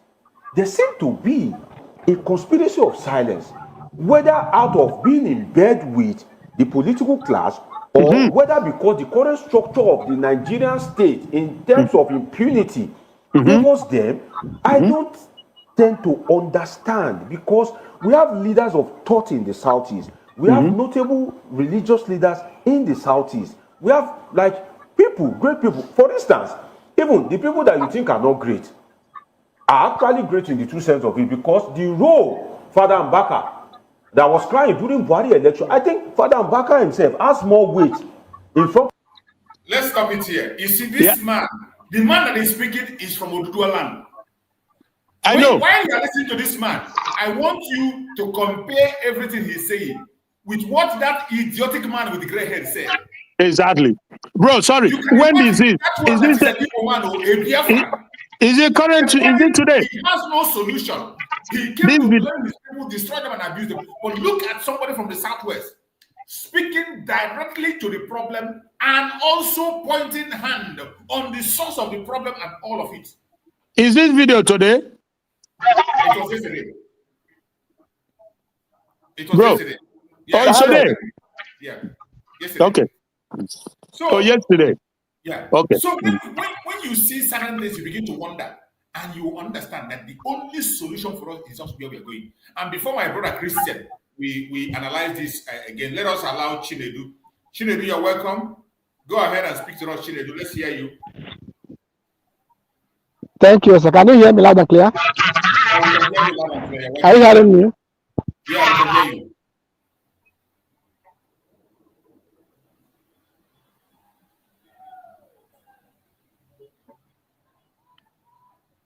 We cannot hear you anymore. Chinedu, unmute yourself. Hello.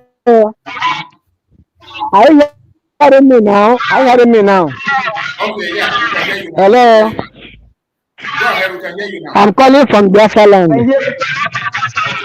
Yes. What that man was saying, I lived before in Lagos. Yes. Before I was living in Lagos. Can you hear me? We can hear you. Go ahead. When you go to rent for a house, they'll ask you, are you from where? If you say Igbo man, they say they don't want Igbo man in their house.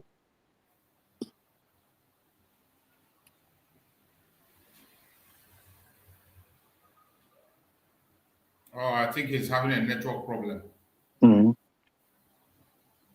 That is the zoo. That is one of the issues in the zoo. You can never have any stable. Never. That is what people are suffering. Yeah. Even when, as you're not having a good network, the same way they will be charging you. Yeah, you are paying. You're taking the charges, even when they don't give you the service. The same way you see people paying for lights that they did not use. Yeah. At the end of the month, they will bring you light bill. Light bill. In that month, maybe they only flash you light 2 times.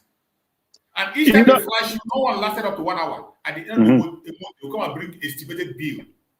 You know. Okay. Is anybody speaking, bro? Or do I wait? I think he's having a problem. When he comes back, we can allow him to speak. Okay. So the thing is, I think he's trying to speak. Yeah, his network is bad. Try again. Try. 555. We can't hear you. Your network is very bad. We can't hear you. try and log back again. Try and log back again so that we can be able to hear you. Go ahead, my brother Christian. Yes. So let me just say this, then after we come to the analysis of this very man. Okay. You see, in my own capacity, I've been saying it. I said our Biafran people, our Igbo people, they must begin to make provisions, begin to make plans towards moving themselves, their businesses, slowly but surely back home. Because trust me, it's going to get worse. I don't know if I will call it prediction or prophecy. It's going to get worse. Begin to, begin to make, you see the entire, I'm a Nyoma myself. The entire of the place, if you looked left and right, is all undeveloped lands, acres of land, because anything you cultivate, anything you build, anything you bring down to the entire, from after Benin, just immediately after Benin down, it be coastal region, whatever, is safe. Nobody can touch it because they are all Biafra land. And this thing doesn't happen overnight. The growth and the changes is a gradual process, but you must start from somewhere, because it's better you start from somewhere, slowly but surely, than you watch and you sit down and watch, and they're destroying you, destroying your business, destroying your future. So the earlier you start, because it's happening and it's gonna get worse. So the other, I think it was 2 days ago, on another platform, another Afonja guy was saying that that Nigeria is going to get better, that is getting better, that people who are saying Nigeria should do that, they will see how Nigeria, and I was like, and I came in and I said, look, it's not about Nigeria getting better or not getting better, even though I know the direction Nigeria is going. But that is even beside the point, because that the point is that until the people are able to choose, because that has never been done, that opportunity has never been given them, until they give the people a chance to decide in a referendum if they want this union or not, because it's like a forced marriage. Of course, everybody knows that Nigeria is a unholy forced marriage. So how on earth are you going to turn around and expect a forced marriage to work? It's not going to work. There will always be bitterness, hatred, and rancor in the marriage. It's not going to produce anything good. So it's not about whether Nigeria go better or Nigeria not go better. No, it's about let us once and for all ask the people. If they say they want, fine. The problem is solved. But if they say they don't want, then you have peace and progress. That is so. So this is why I don't know why all these people, some of them, they probably know the truth, but they never speak to the truth. Now, as regards his last point, this Yoruba guy now, who is speaking truth though, he speaks the truth, even though he's still speaking the truth with omission. He doesn't go straight to the root cause. He's speaking the truth with political correctness. Exactly. And that is the problem, because you can never solve the problem except you go to the root cause of it. If you say you are fighting terrorism, like the government said they are fighting terrorism in the north, meanwhile the people who are sponsoring the terrorism, you have their list, you have their names, you don't deal with them, then nothing's going to work. It's just a waste of time. That is what Kunle told them also, that until you go to the root of it, and they have the list of people, the Islamists who are sponsoring all this, but they allow it to continue because the government is working in coordination with the purpose, with the agenda they are pushing. That is to turn Nigeria, because that is the big picture. That is one truth people they try to avoid it. That is to turn Nigeria into Islamic country. They are pushing it, they are working on it. So that is just the truth. Now, every other thing rests on the fact that if people are given a chance to decide in referendum, then whatever the people decide, so shall it be. But the power belongs to the people, but they deny the people the power. Then he talked about the leaders in Igbo land. I think that was the last thing he spoke about. Yeah. So these people, to start with, all these governors and the senators and the rest of them, they don't represent the people. That is the gospel truth. They are there for themselves. And because of what they are benefiting, they are not willing to say the right thing or do the right thing.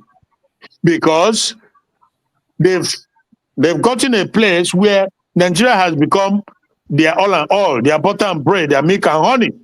So they don't care about the people. They don't care about the development and the welfare of the people. It's as simple as that. And we have so many of them, not only in the government, but individuals too, who are even outside the country. They are aiming and looking towards how they can join the politics and begin to chop with them, chop and chop. So that is the issue with the Southeast elders and the Ohaneses and the politicians, because when I've also been in a platform where somebody said, oh, that why Igbos are being marginalized or why they are not allowed to have political relevance like presidency is because of the civil war that they fought. I said, look, but that is another mischievousness, that is another lies and deception, because we don't know what really happened. And they continue to try to hide the truth, that the civil war, Igbos did not cause civil war. They did not declare civil war. They simply asked. Ojukwu simply said, look, that I cannot fold my hands and continue to watch you by my people in numbers in the north. Just like what Nnamdi Kanu said, just like what Simon Ekpa is saying, who will fold their hand and watch themselves being by left, right, and center? Who does that? Nobody's going to do that. Even animal, if you want to buy animal, you see what he does. He tries to fight back. He tries to fight back. No matter how little, in every way possible, the animal tries to fight back. Whether it's successful or not, it's a different thing altogether, but he fight back. So the issue of the excuse or the reason they are using about the civil war, well, they were in Abure and the agreement was reached. And the agreement was that everybody stay on your own, develop yourself, and pay to the center with one country, but manage yourself the way it best suits you. If you want to practice Sharia, if you want to practice Christianity, whatever, and let there be peace. Then it was agreed. But again, British advice go on, and they fall for it, and they say, oh, we did not agree for it anymore. They make a turn around, a U-turn, Then Ojukwu say, okay, if this is what has been agreed and signed, we had an handshake over it, including the president of Ghana then, and we all agree on it. Now you change, you turn around, you negate what has been agreed upon, so that you will continue to buy my people. That is not going to happen. Therefore, that we stay on our own. That is it. It was there, the Nigerian government, that now took the war down to them and say, no, you cannot be on your own. No, you cannot be free. No, you cannot separate. So you see that the intention to malign, to subjugate, has always been there.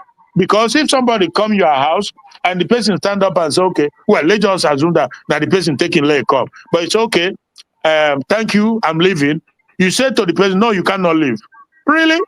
What does that mean? So that is the situation. So when they use the war as an excuse, that is where they have to get countered, because we did not ask for, or even unlike the Germans in the Second World War, it was Hitler that, kind of walked into it, and the entire world, the Western world, they fought him, they brought him down. But even at then, they did not say, let us make sure we keep Germany down. They still allow them the opportunity to grow and develop. And now they are the powerhouse of Europe. Germany, the powerhouse. They are number one in Europe. Our brother Angurika, I think he's back again. All right. Chinedu, please go ahead, Chinedu. I think you're back. Let's see if his network can allow him to speak now. Can you hear me now? Yeah, we can hear you. Go ahead. Are you hearing me? Loud and clear. Okay. My brother, may God bless you in a million. I'm so proud of you. I always watch your program, my brother. Thank you. Yeah. The method about it at home. I'm calling you from Biafra land. Okay. You be told it with precise and from Inderi. Okay. On Mondays, nobody is forcing anybody to go to market or don't go to market. People by their own decision decide not to go again. And from every indication, not only in my particular area, down to area has. Are you hearing me? So, before the Dana has it's Monday.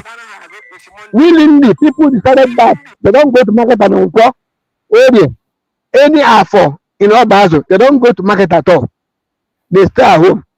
But in that among 12, there must be a Judas. When you hear one among to say people are being stopped from going to market, there's those people that are getting it from the governor. They are very small, very few of them. That's the truth, what's happening. And again, we pray for our PM. May God keep on guiding him. Tomorrow is the D-Day. Yes. I pray that God will help us come out victoriously in Jesus' name. You see? I don't want to show my face, okay? I don't want to show my face. That's why I'm hiding like this. It's okay, no problem. It's okay. We can hear you. Yeah, may God be with you. Well done. Yeah. Thank you. Well done, sir. Thank you so much. Thank you so much. We appreciate you. Thank you so much for that amazing contribution. Stay safe and may Chukwu Okike continue to guide you, protect you, and secure you. Thank you so much, my beloved brother. Thank you. Thank you very much. Let us continue into this very. That was crying during Buhari election. I think Father Mbaka himself has more weight in front of Buhari than some people. So why did the Southeast not explore these avenues, just as some other ethnic group have explored it, to be able to seek the release of Nnamdi Kanu? Then you need to ask yourself, what is important to the leaders of the Southeast, in the sense that what did they use to negotiate with President Bola Ahmed Tinubu? So that of conspiratorial silence, because these things are happening. Even the seat at home, you've seen the leaders of the Southeast. There's this conspiracy of silence, either out of fear, or they belong to the silence, or they belong to the caucus. I don't know. Prince did say something. You pointed to Peter Mba. When he came into office, he was spitting fire. He was, he seemed ready to end the seat at home. Yes, he did say, look, nobody. In fact, he was basically literally going to drag people out of their homes to come and to do their businesses. Go ahead. Okay. You see, I just want to draw a line to connect with that conspiratorial alliance. Okay. Now, the people of the Southeast and the people agitating, they are saying, oh, give us our rightful position in Nigeria. The people that can help actualize that, there seem to be this alliance. Either they feel that they are well treated in the Nigerian political space, or the current structure just favors them and they are quite okay with it. So for me, there's this, because if you look at it, if every leaders of the Southeast, when they go to Aso Rock, if they are singing the same song, there's a purpose of election. The Southeast is, you can't say it is small. It has a major voting bloc that can determine the outcome of election in Nigeria. So you ask yourself, what is the point of negotiation even during election? Like when a major political candidate, when Asiwaju was campaigning, Nnamdi Kanu was in prison. There had been the injustice, in fact, than never before during the time of Buhari. We remember the dots in the circle and different kind of, I don't want to use some words, but the truth is that what was the point of negotiation? Because the best time that you can get things from people is when they are seeking power. So when Bola Ahmed Tinubu was crusading around the east, when he was familiarizing himself with the Igbo, when he was wearing, what's the name of this water? Isiagu, all over the place. What were the Igbo people? What were they communicating? So if they are not communicating the release of Nnamdi Kanu, and they are not communicating what will eradicate what Nnamdi Kanu is propagating, then it is a conspiratorial alliance, because it only favors them. But the have-nots, the Talakawas, and the average people in the Southeast are not profiting from it. So you want to imagine that, what are these people, what are they saying? If they are not passing the message, then it is a conspiratorial alliance. Quick one now. You made mention of the war that happened and how some Nigerians or some Southeasterners are still more like, have not forgotten, they still have this ideology there. And do you think that this whole issue is going to get to that point again, where there will be another, we're not championing war to say, but do you think it's going to get to that point again where, that word will also come up again? with the whole agitation, the whole ideology, and how it's not done Yes, now? the war can be prevented if either of two things happens. Number one, the federal government will retrace its step, or these people that are involved in the sit-at-home and agitation will back down. If one of those two does not happen, if it continues like this, it will definitely lead to a war. Because before now, as at 1999, there's nothing like sit-at-home. I don't think there's anything like unknown government in the southeast. So you are getting there gradually. So if Nigerian government does not retrace its step to begin, because for instance, I don't see a reason whereby if you are looking at the political structure in Nigeria, before you can see any relevant southeast, you need to go to deputy speaker. Okay, I was actually coming to that. Sorry, doctor. I was coming to that, and it's nice to bring in Dr. Prince Chilaka into the fray now. Like, doctor, can you pause it? Yeah, you see, this was the. Can you hear me? I can hear you loud and clear. Yeah, the question that this woman, I believe she's a Biafran. I could be wrong, but so she asked a very vital, a very subtle, maybe I can use the word subtle question. She wants to know what the solution is. Now, this Yoruba guy, whom we said all along, speaks the truth, even though she speaks not half truth or doesn't want to go to the root of the problem. Yeah. Again, this is why I always use that language, which is harsh. Sometimes people say Nandi Kanu was harsh when she speaks, or some. If I were in their position, I would be harsher by far, because these people, I detest them. These are not Jesus Christ. This woman asked him a valid question, and you know what he said? He answered in twofold. He said either the federal go and retreat their step in terms of maybe giving good appointment, right? Or whatever, political appointment, or he said that the agitators will back down. You see, these are the two answers, right? Yeah. Now, but that is not the answer. That is a very disingenuous answer that he has given. Because one, we've crossed the Rubicon. Well, not that we expect that the Fulani hijacked the Nigerian system. We changed their pattern. They're not going to do that because the trust is there. But even at then, we've crossed it because we are now on a different sphere. And the second answer he gave is the agitations. We like that is what they are working towards. The Igbo politicians, Johanese and the rest of them, all Biafran politicians, they are hoping that somehow, somewhat, they will manage to break down Nnamdi Kanu. They will break his spirit down, and he will give in, he will cave in and say, okay, I will sign to denounce Biafra if you give me this amount of money, as typical as they will expect from an average Igbo man, that with money you can buy an Igbo man. Even go and said it, that if he knew what he knew now, the war would not have happened because he would have been able to use money to get his way, whatever. Now, but the big mistake they make is that they don't know that Nnamdi Kanu is a different beast altogether. There's never maybe Ojukwu, and Simon Ekpa. So these are different species. These are different people prepared for this journey, for this restoration. So that is out of the way. Now, but why I said it is that the guy, due to his mischievousness, failed to say the right thing. He must know, because he's intelligent, or maybe it's whatever, but he's supposed to, the answer to that woman's question would have been that let there be referendum, because that's the only solution. Referendum, because there's no law anywhere that says that these people, all these more than 200 and something million people that have absolutely nothing in common except the skin color. There's nothing that says that they must be. What kind of, which can juju be that when say that we and Fulani must be in one country? Why must that be? Why should that be?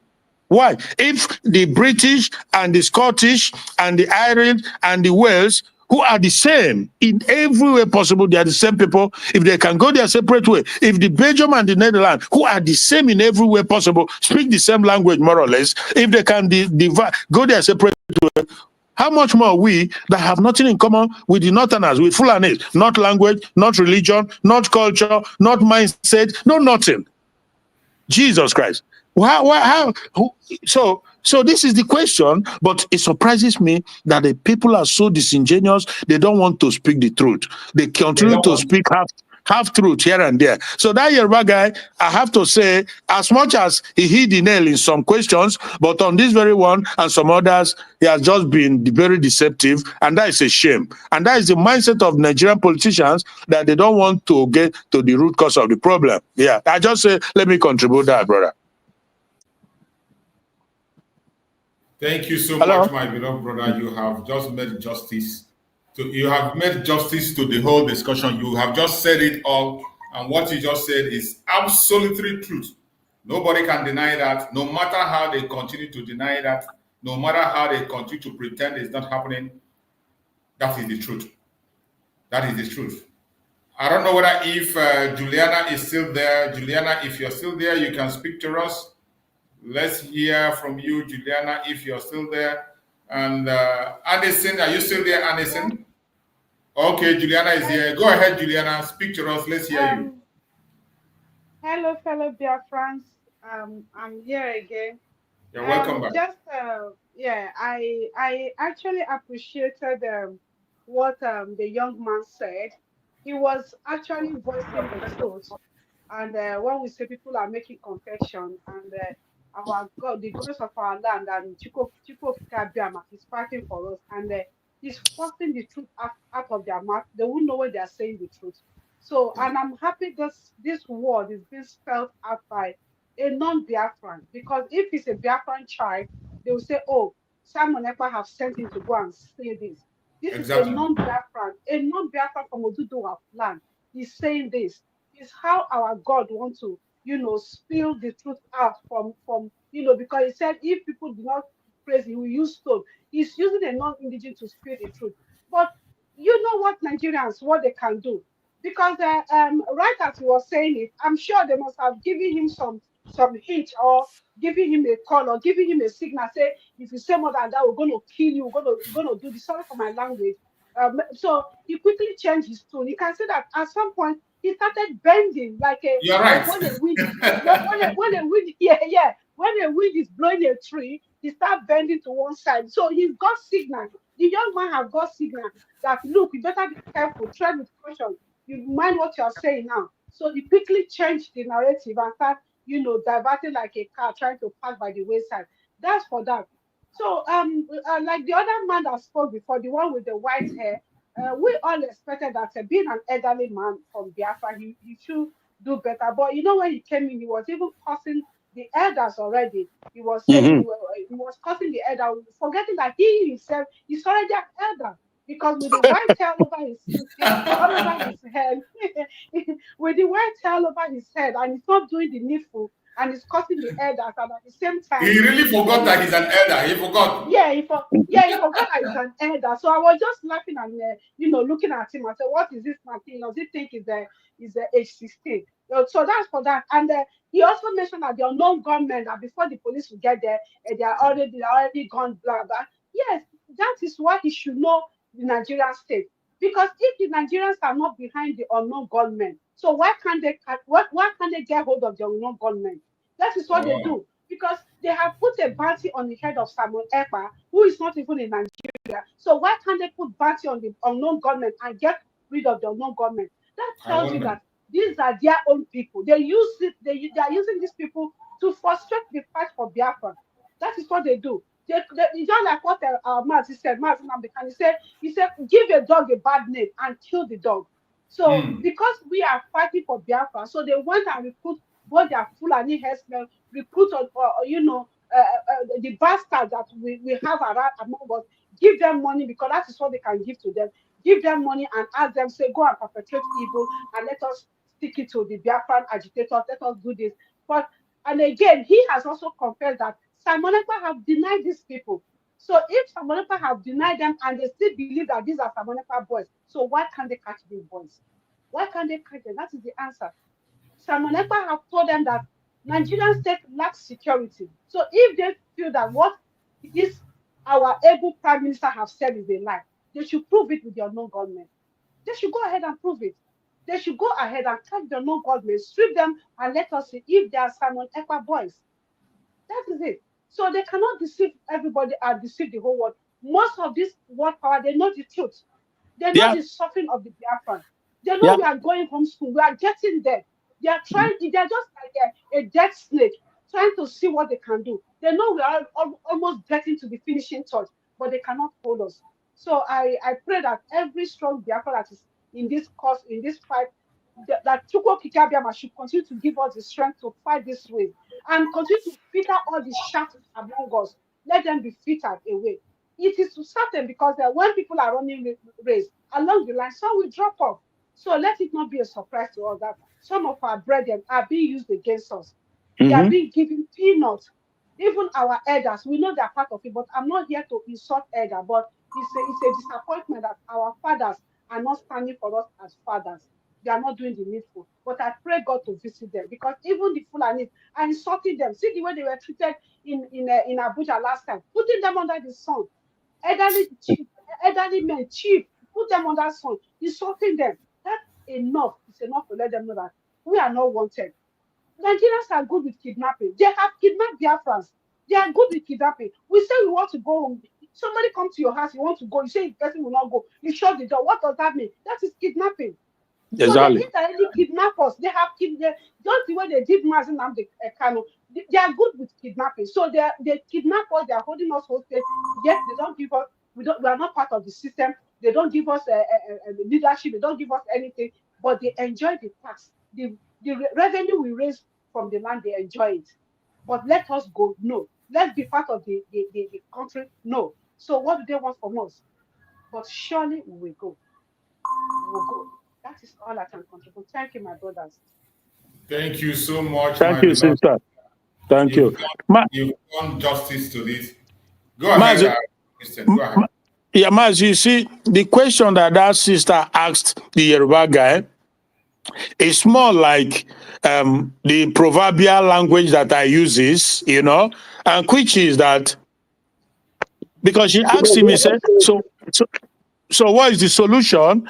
She really wants a solution, that woman. And keep in mind that they are in the zoo, and I think she's Biafra. Some of them are, okay, the guy now, but they want solution. And the question is, what is the solution? So that question is equally like somebody saying, okay, they are holding us down. Like when you hold a man down, you hold someone, pin the person down to the ground. So you are not allowing the person to forge ahead, to move, because that is what we are. That is the situation we are in Nigeria. Now, but the downside is that we are not moving. Nigeria is not moving either. So you ask yourself, or you ask them, is that what you want? Because if this is what you want, if we continue like that for 2000, whatever it is, because we will never give in our freedom, we will never surrender it. So they are holding us down, we are not moving, and they are not moving. So you begin to wonder who will want that kind of situation. But for me, I have answers to all these questions. That is the Fulani factor, the Islamization, because that is the big agenda. But we have said no to that. So whatever it takes, no matter how long it takes, we will never surrender our sovereignty, our ancestral home to be occupied by the Islamists who will come and impose emirs and sultan and this and that, and he come. So and come and they secrete our land with with taboos and so we never. See, this is the situation. This is where we are, and the whole world knows this thing. But like somebody told, wasn't Mazen Namdi, said, so why did you stop? Because that's what the world. That is how evil the world is. They will not do the right thing, but they want you to fight like hell. Maybe eventually they will step in. But we are there now because at the end of the day, it's going to be that we force their hand. There's going to be a referendum because if the zoo, Nigeria doesn't let us move, they will not move either. Thank you, my brother. Thank you so much, my beloved brother, for that submission. I really appreciate you for that wonderful and amazing contribution, and we must continue. And for some people who think that this thing is about Biafra, it is not just about us, Biafra. Every indigenous person in that zoo is in a mess. Everyone has become an endangered species in that zoo. The earlier you understand them, the better. And I want us to hear and listen to this very video. Let us listen to this very video before we come back to the former one we are talking about. Whom the Hausa man is yet to claim that Hausaness again. It's just now that the efforts we are making in the south have begun to yield fruits. You will be surprised to hear that now in Hausa land, we now have Hausa Christians. Never had that before, never. You now have Middle Belt Forum that are saying we are not northerners, we are middle belters. We are not northerners. Don't call us northerners. Now, when you see a Jukum man or you see a Lantan man and you say you are Hausa or you are Fulani, he will be angry. He may even draw his dagger. Don't call me Fulani. I'm not Fulani. I'm not Hausa. What we did not know until recently is that when you call a Fulani man Hausa, he will be angry. He will say Banzani, because he knows that I'm superior to Hausa. Can you say I'm Hausa? But before now, before Buhari came to establish his suzerainty over Nigeria, we lumped all of them together. We're northerners. And like I wrote some 4 years ago, there's no north. There's no north that we used to know. The north is dead. There's nothing called north anymore. So okay, my Fulani now standing on his own. He's standing on his own. There's no more north. If they try any war today, oh God of mercy, the kind of cohesion you had in the army, the military in 1966 will never happen again in this country, if there is a country at all. You will not find a Hausa soldier now, an Igbo soldier going to Enugu to kill a fellow him. You will not even find an Igbo soldier coming to Ibadan to kill a Yoruba man, or a Yoruba soldier going to Enugu to kill an Igbo man. It will not happen again. So the Lantan people, the Benue people will never ever allow themselves to be used by any Fulani mischief maker. So if I'm getting you right, your argument is that the Fulani hegemony has been broken. Dead. If the Fulani hegemony has been broken, yes, does it mean that the social structure of Nigeria is about to witness a very hard hit that will lead to a new Nigeria?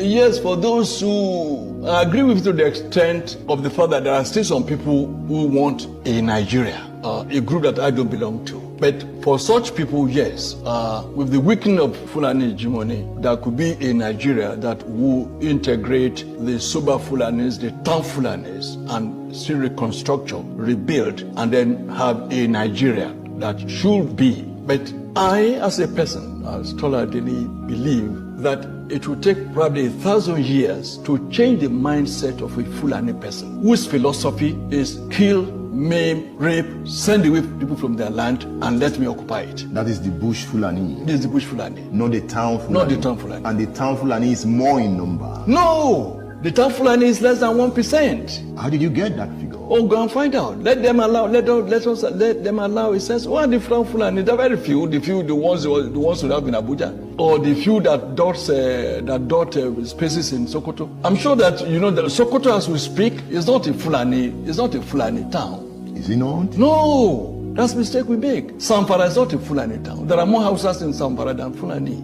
There are more houses in Kano than Fulani. But the Fulani govern. They are in town. They are in charge. Yes, so it's their town. Yes. By subterfuge, by cunning, by crookedness, by all sorts of gimmickry. Or by integration. Not integration, by intimidation. And I said they are politically savvy. What they did to the rest of Nigeria, when they realized that the Fulani in the military, they could no longer use the military to retain power indefinitely. Since they've had power, they had access to the treasury, they say, oh yes, Edmond is from the east, or wherever. Brilliant man, he may likely oppose us and contest with us and rival us. Let's make him an ambassador. Let's give him an oil block. Let's make him a billionaire. We padlock his mouth. Let's get an Abiola. Make him a billionaire. Let's get this. Let's get that. And make them big. They will never be able to look us in the face. Then we can continue looting the treasury. We can continue. Once we are in control of the treasury, we are in control of everywhere. So we can hire thugs. We can do whatever we would like. And that is why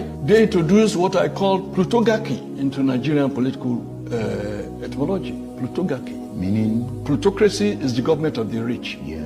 Oligarchy is the government of the muscle men. So the rich man will employ the muscle men and they will be ruling. So you have the rich men who will employ thugs in Lagos, who will snatch boxes, who will prevent Igbos from voting, and then they will now have the government. That's why they have the plutocracy. But the plutocrats will still be ruling, and the oligarchs will still be their foot soldiers. You know, you've always talked about how savvy the Fulani man is in politics. Oh yes. But you also have savvy politicians in the South. They never had power. They are beginning to have power. Oh yes, now. So they've learned. No, the power they have is still a few of them. That, I mean, you can count those who have power on your fingertips.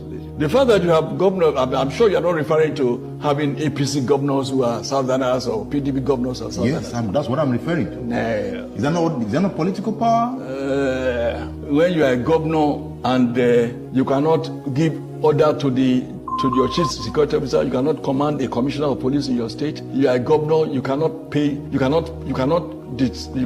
your judges. You know, judges are being paid in Abuja. You know now that the salary of NTA staff, Nigerian Television Authority staff, all over Nigeria, their salaries are being paid straight from Abuja. You are a director of NTA in Enugu or NTA in Abeokuta. You cannot pay this. You cannot pay the salary of your staff from your office. Which power do they have? That they have to go to Abuja every month to collect dues to pay their salaries.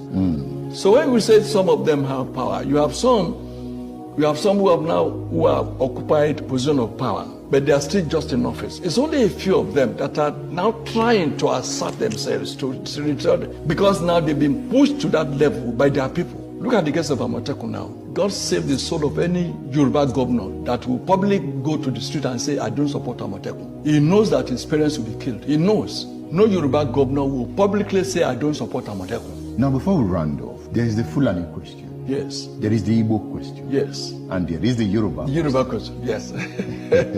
We have been discussing the Fulani question. Yes, sir. If we don't resolve this question, we'll go our ways, right? Yes, certainly. But we can answer this question and build a one Nigeria that you don't want. It is possible. Nothing is impossible. But it is.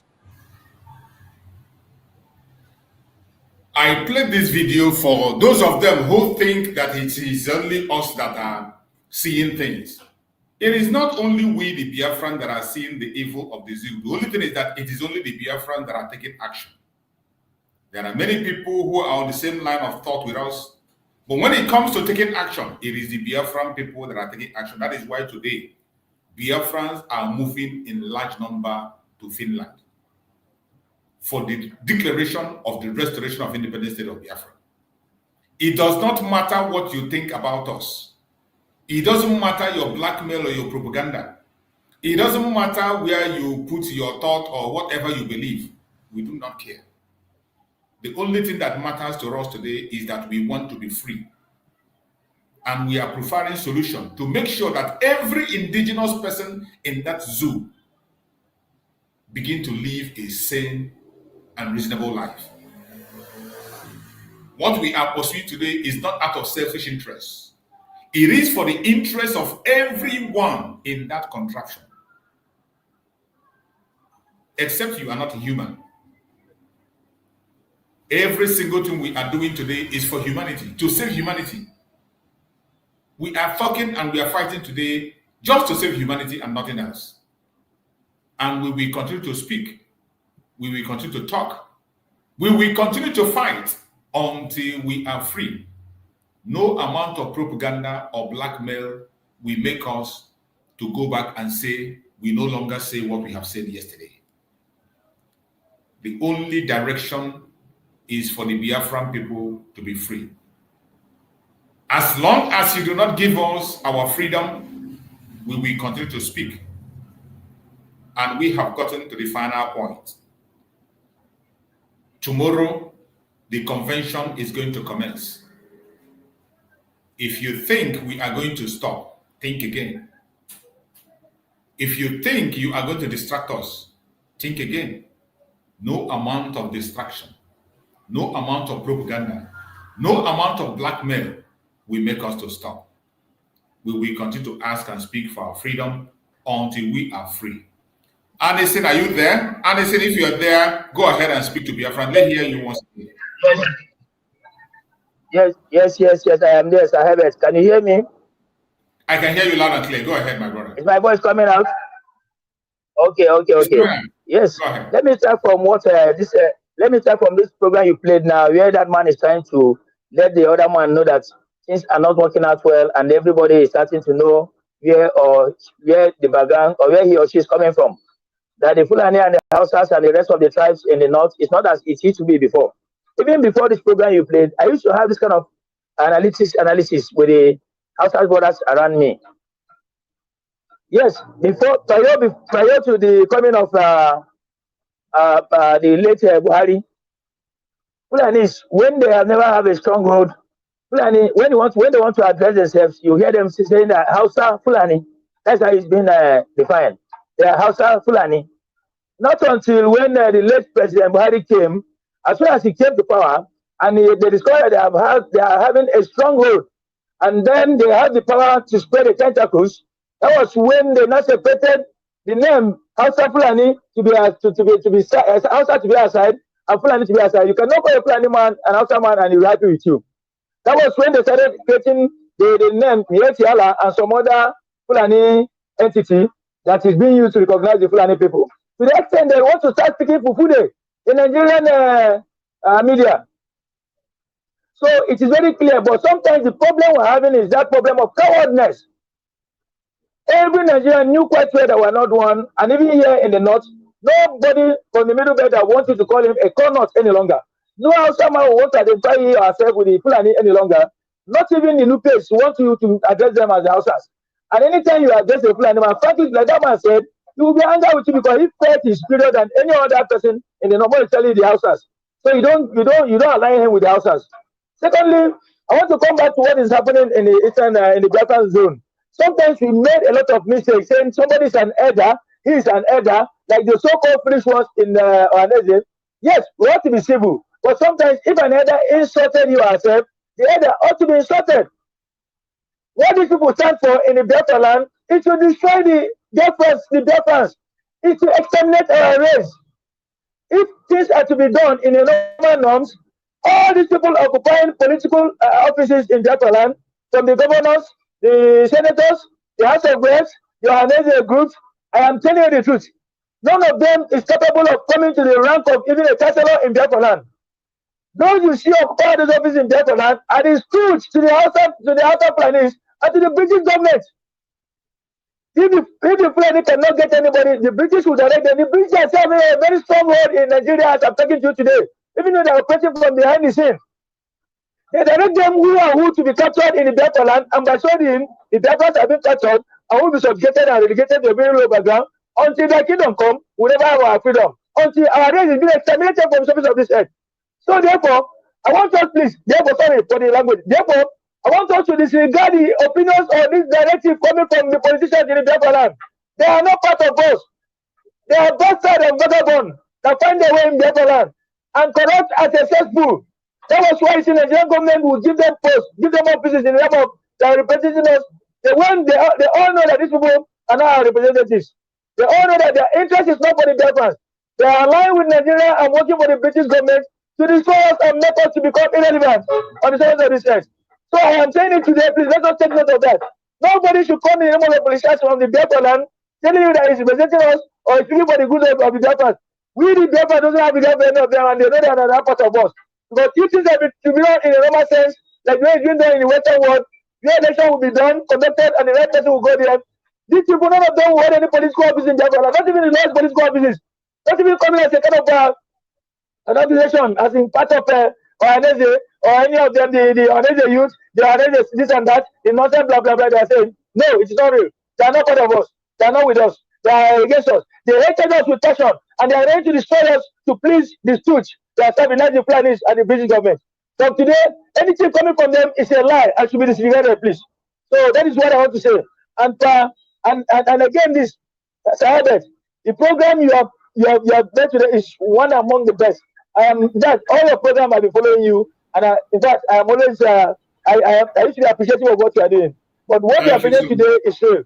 And again, Yoruba man, you say are talking blah blah blah there. Let me tell you, you should not. It is hardly out of 100 Yorubas. You cannot get 5 Yoruba man that will speak for the good of the Igbos.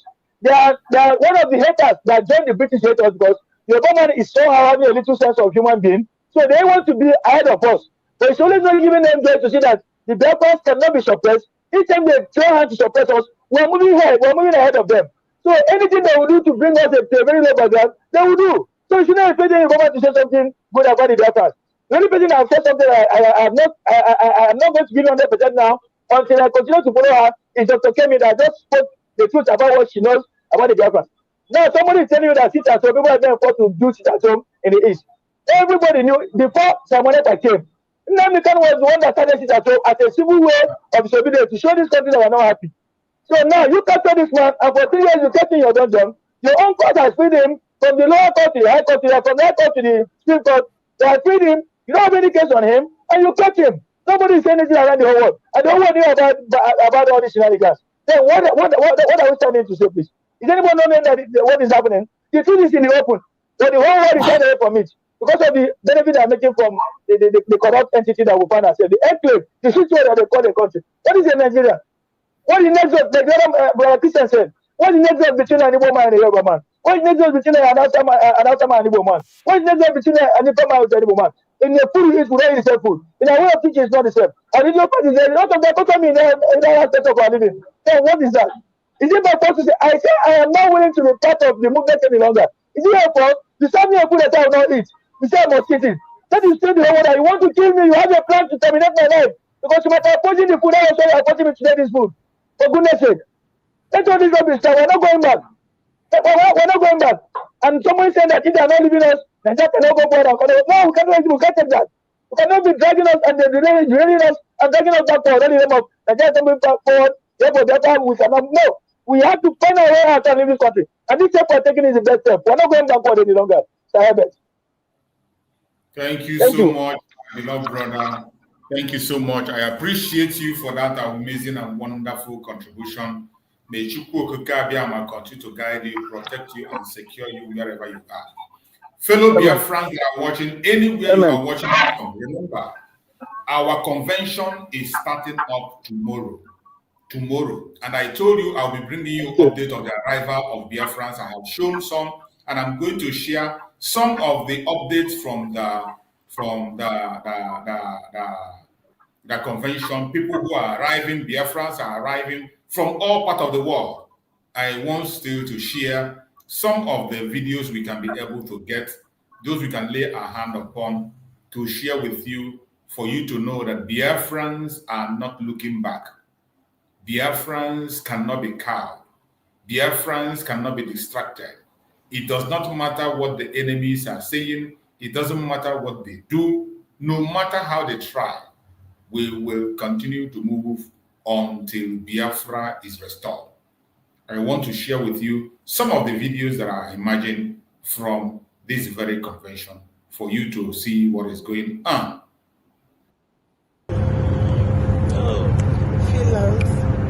Here we come. Instigate. Wait for us.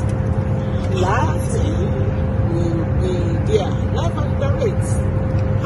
Who say we not go come? Who say Biafra will not come? Who say Biafra will not come? They are calling it half song. From the second, it's going to be full song.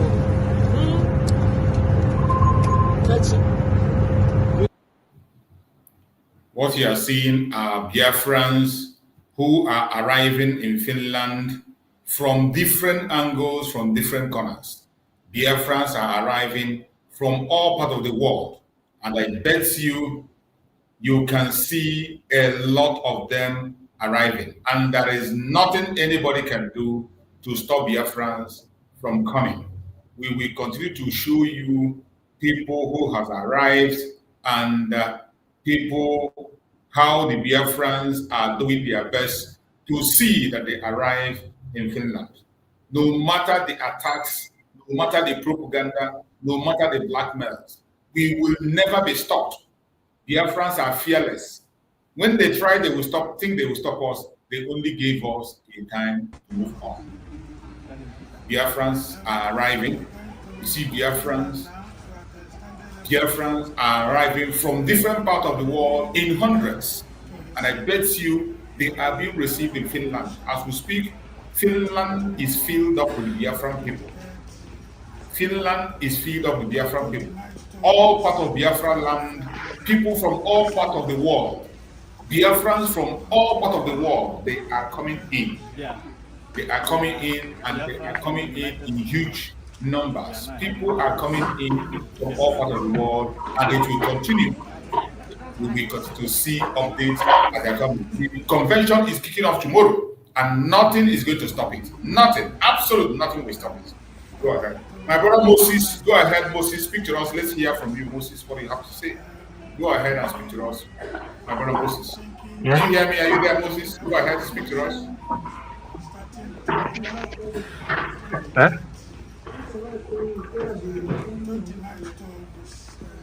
Can you speak to us, Moses Brgie? Go ahead. Yeah. We are Biafrans from the United Kingdom. Speak direct from us from your phone. Don't use the earpiece. Speak to us directly. Speak from your phone. We cannot hear you. Okay, I think he's gone. He's gone. He's gone. So, my fellow Biafrans, you can see Biafrans arriving. Biafrans are arriving from all parts of the world for the convention. The convention is ongoing, and our Prime Minister, Mazi Simon Ekpa, is hell and heart. And I bet you most of our Biafrans that are there will be meeting with him tomorrow. And wherever you are on this planet Earth, you must make yourself available. If you can, do not miss this opportunity. This opportunity of a lifetime. Don't miss it. Make sure you are there. Let us see. God is so amazing. October last year, I told God I would have loved to be in Finland. At the beginning of this year, on my birthday, in here Yorochuku, Obunangeje Finland, ya make the king in so that I can be able to go to Finland. And God did. I am very happy. God is so faithful to Finland.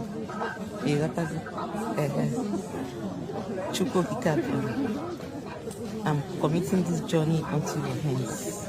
I'm committing Yemen and Finland because I know that only your name will be glorified.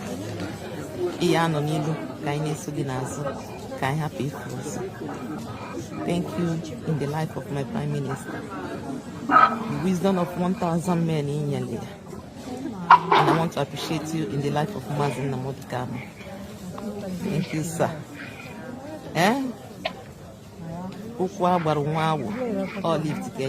Absolutely. Nigeria Barani. I need to Finland. Thank you so much. My brother Moses, go ahead. Speak to us. Let's hear you, Moses. Go ahead. Speak. Good afternoon, my fellow Biafra. Welcome. Thank you, sir. I'm so happy, I'm so glad to see and hear this. Even I cannot even stay to see it happen because it's like a dream to me. It's like a dream to me. I've been hearing this for past how many years. When I was a little baby, that Nigeria fight the Biafra war, that this, but this one that I see now happen to me life and direct. It's not that someone will tell me that this is what's going to come. I've seen it and it's going to happen. Whosoever that say Biafra will never come, whosoever that say Biafra will never come, that person is a dead man. It's a dead human being. I'm so glad and happy because there is this. I come from Ebony State. There is something going on in Ebony State. We and another tribe, we are fighting a war. This is 4 years now. Those people are claiming to take away our land, and which this criminal. Hello, can you hear me? I can hear you loud and clear. Go ahead. Then this called criminal, which is our governor in Ebony State, this man claimed to go and deploy soldiers in our land, and the soldiers now they are killing our youth as like a fish in the river. He has been killing and dealing with our youth. Some of our youth now, they are still in prison. This is making 4 good years now, and I'm telling you this. I didn't know if people can hear about it. Efium and Eza, they have been battling a war that Wifuru, which is our governor, goes into the barracks and deploy a lot of soldiers in our own land. We have no power, we have no money, we have nothing to do. The women that their children are in the prison since that year till now, they have been crying for this man, for this governor, to release them, to release those innocent children. This man refused to release them. What he always do is to pack soldier and pour in our land. And those people are still killing our youth, killing our women in the farm. Till now, as I'm telling to you now, even till now, as I'm discussing to you now, you see me live, it's happening right now. So I'm so happy for Biafra, and I cannot wait till then. Possibly, if I can know how to go and join Biafra soldier right now, I will go and do it. This is my first time to be in life with you people. This is my first time, sir. God bless our Prime Minister. God bless Nnamdi Kanu, and God bless all the Biafra youth. You see? Thank you so much, sir. Thank you so much. I appreciate you for that very update you just gave. Members of the cabinet of Biafra are watching this program, and I bet you they have taken note of every information you passed, and verification will be made, and appropriate measure will be taken. Nobody should give up. Sir, thanks. After the declaration of the restoration of Biafra on the 2nd of December, the game is going to change. Everything is going to happen. Wherever you are, cross your hand and try as much as possible to be security conscious. Secure yourself as much as you can. Be security conscious. Don't go out when there is a problem. If there is no need for you to go out, just stay away. Don't go out. Keep yourself in a secured zone. As for defending our land, every inch of Biafran land will be defended.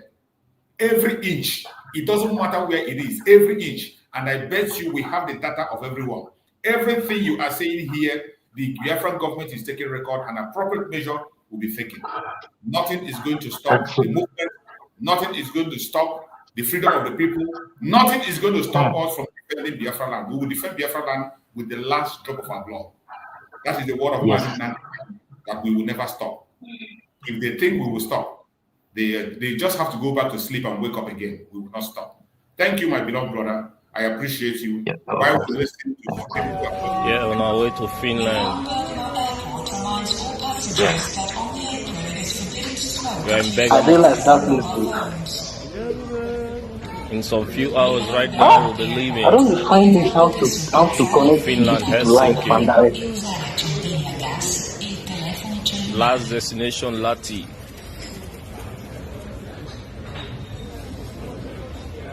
It's gonna be a great day, great event. Shout out to all Biafrans.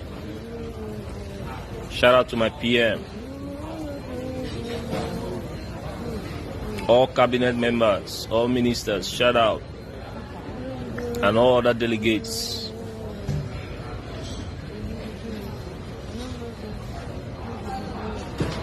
Do you know what time is it? Biafra o'clock.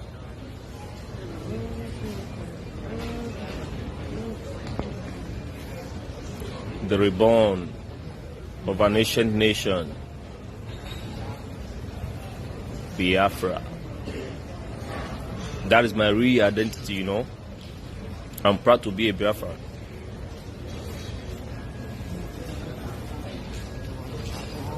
God bless the United States of Biafra. All hail Biafra. All hail Biafra. Peace. Peace out. Airborne.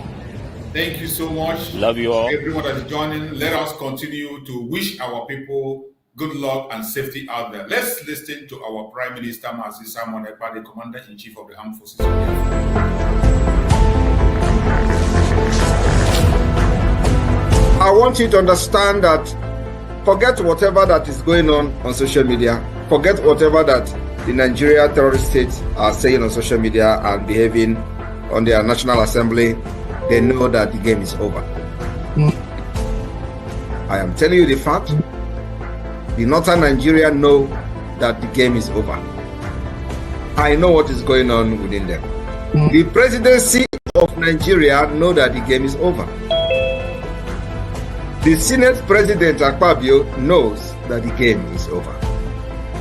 The only people that do not know, or maybe they are just skeptical, are the gullible one Nigerians who are believing in the Nigerian terrorist army that they have the capability to eliminate Biafrans, don't knowing that I actually lost the war already before even the war started.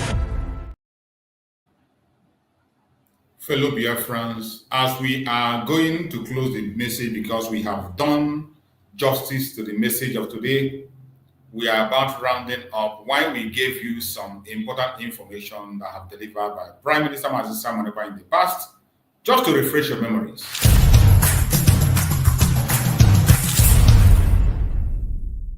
The time you kidnap Biafrans and enforce their disappearance is over. And of course, Biafrans that are going to be victims of this kidnapping by the Nigeria state, all you need to do is to lie on the floor of whichever or whatever vehicles that they are using to transport you.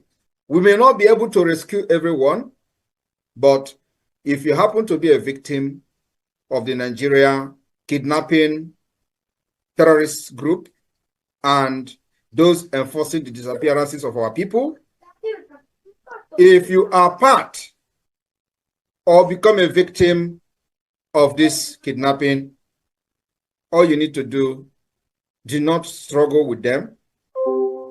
You do not have what it takes to defend yourself. All you need to do is, when they take you to their vehicle, make sure you lie down very well. Because you don't know when the people that will rescue you will come. The only reason you are going to be succeeded in kidnapping or they succeed in kidnapping you is that we don't have idea of it. Or that the Biafra Defense Forces don't have idea that you are kidnapped. That is the only way they will take you to their own destination. Otherwise, we will come with a heavy, more firepower to stop them. So if you fall a victim from today, being the 10th of November 2024, if Nigeria terrorist police and army kidnap you in Biafra land and they take you to their vehicle, make sure you lie down very, very well, where your head and nothing will show.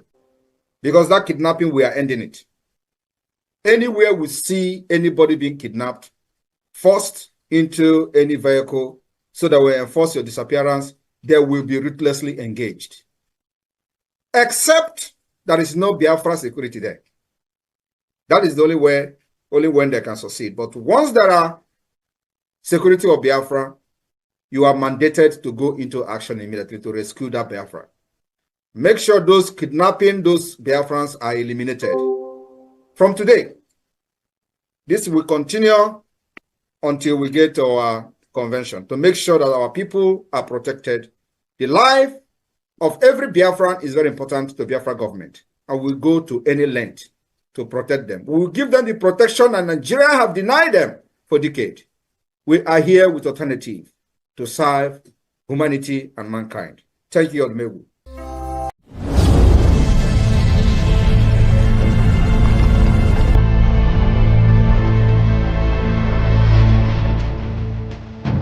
When they tell you that people are suffering in Biafra, you think that they actually care because people are suffering? The answer is no. They don't care shit about you. Sorry about my language. They don't care. These people don't care if you die. How many people have died in northern Nigeria? Do they care? Are they not human beings? Are they not Nigerians again? Do you see them showing any concern? The answer is no. They share concern in the southeast. Oh, people are dying for sit at home. No! They actually understand the consequences of the sit at home as a vote of no confidence and as a loss of territory and legitimacy to the Biafra people. That's what they are shouting about. Not because of you. The people that threaten to lock your shop if you don't open, does that show care? So what sense does it make? If you did not open your shop, we are going to lock it. So is that how to show you love? That you must open your shop, otherwise they are going to lock it. They are actually threatening you, doing the thing they are accusing Biafra of doing. So if you do not open your shop, we are going to lock it. And if you don't open, if you open one and if you don't open, they will lock it for 1 month. You will never, they will see your shop forever, and you will not sell again. Does that show you that they actually love you? So if somebody who actually cared at you are not going to shop to make money, is it by locking it up if you don't go? The answer is no, because they never care. They only care about restoring this particular integrity they have lost to Biafra. That's all.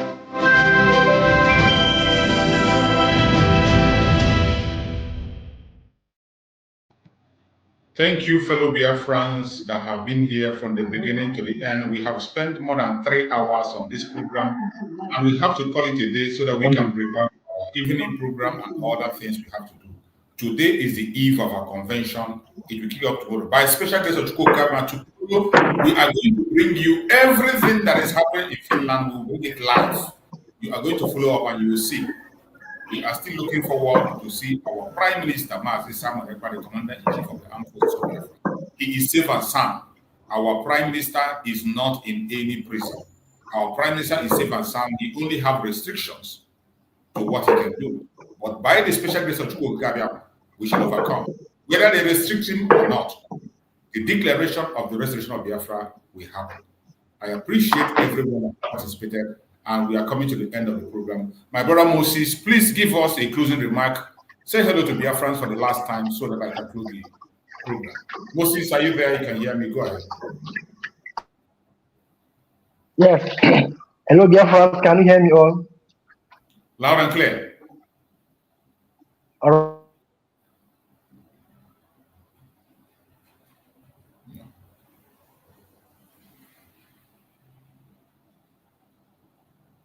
You are muted. Unmute yourself. You are muted. You are muted. Unmute yourself. You just muted yourself. Unmute yourself.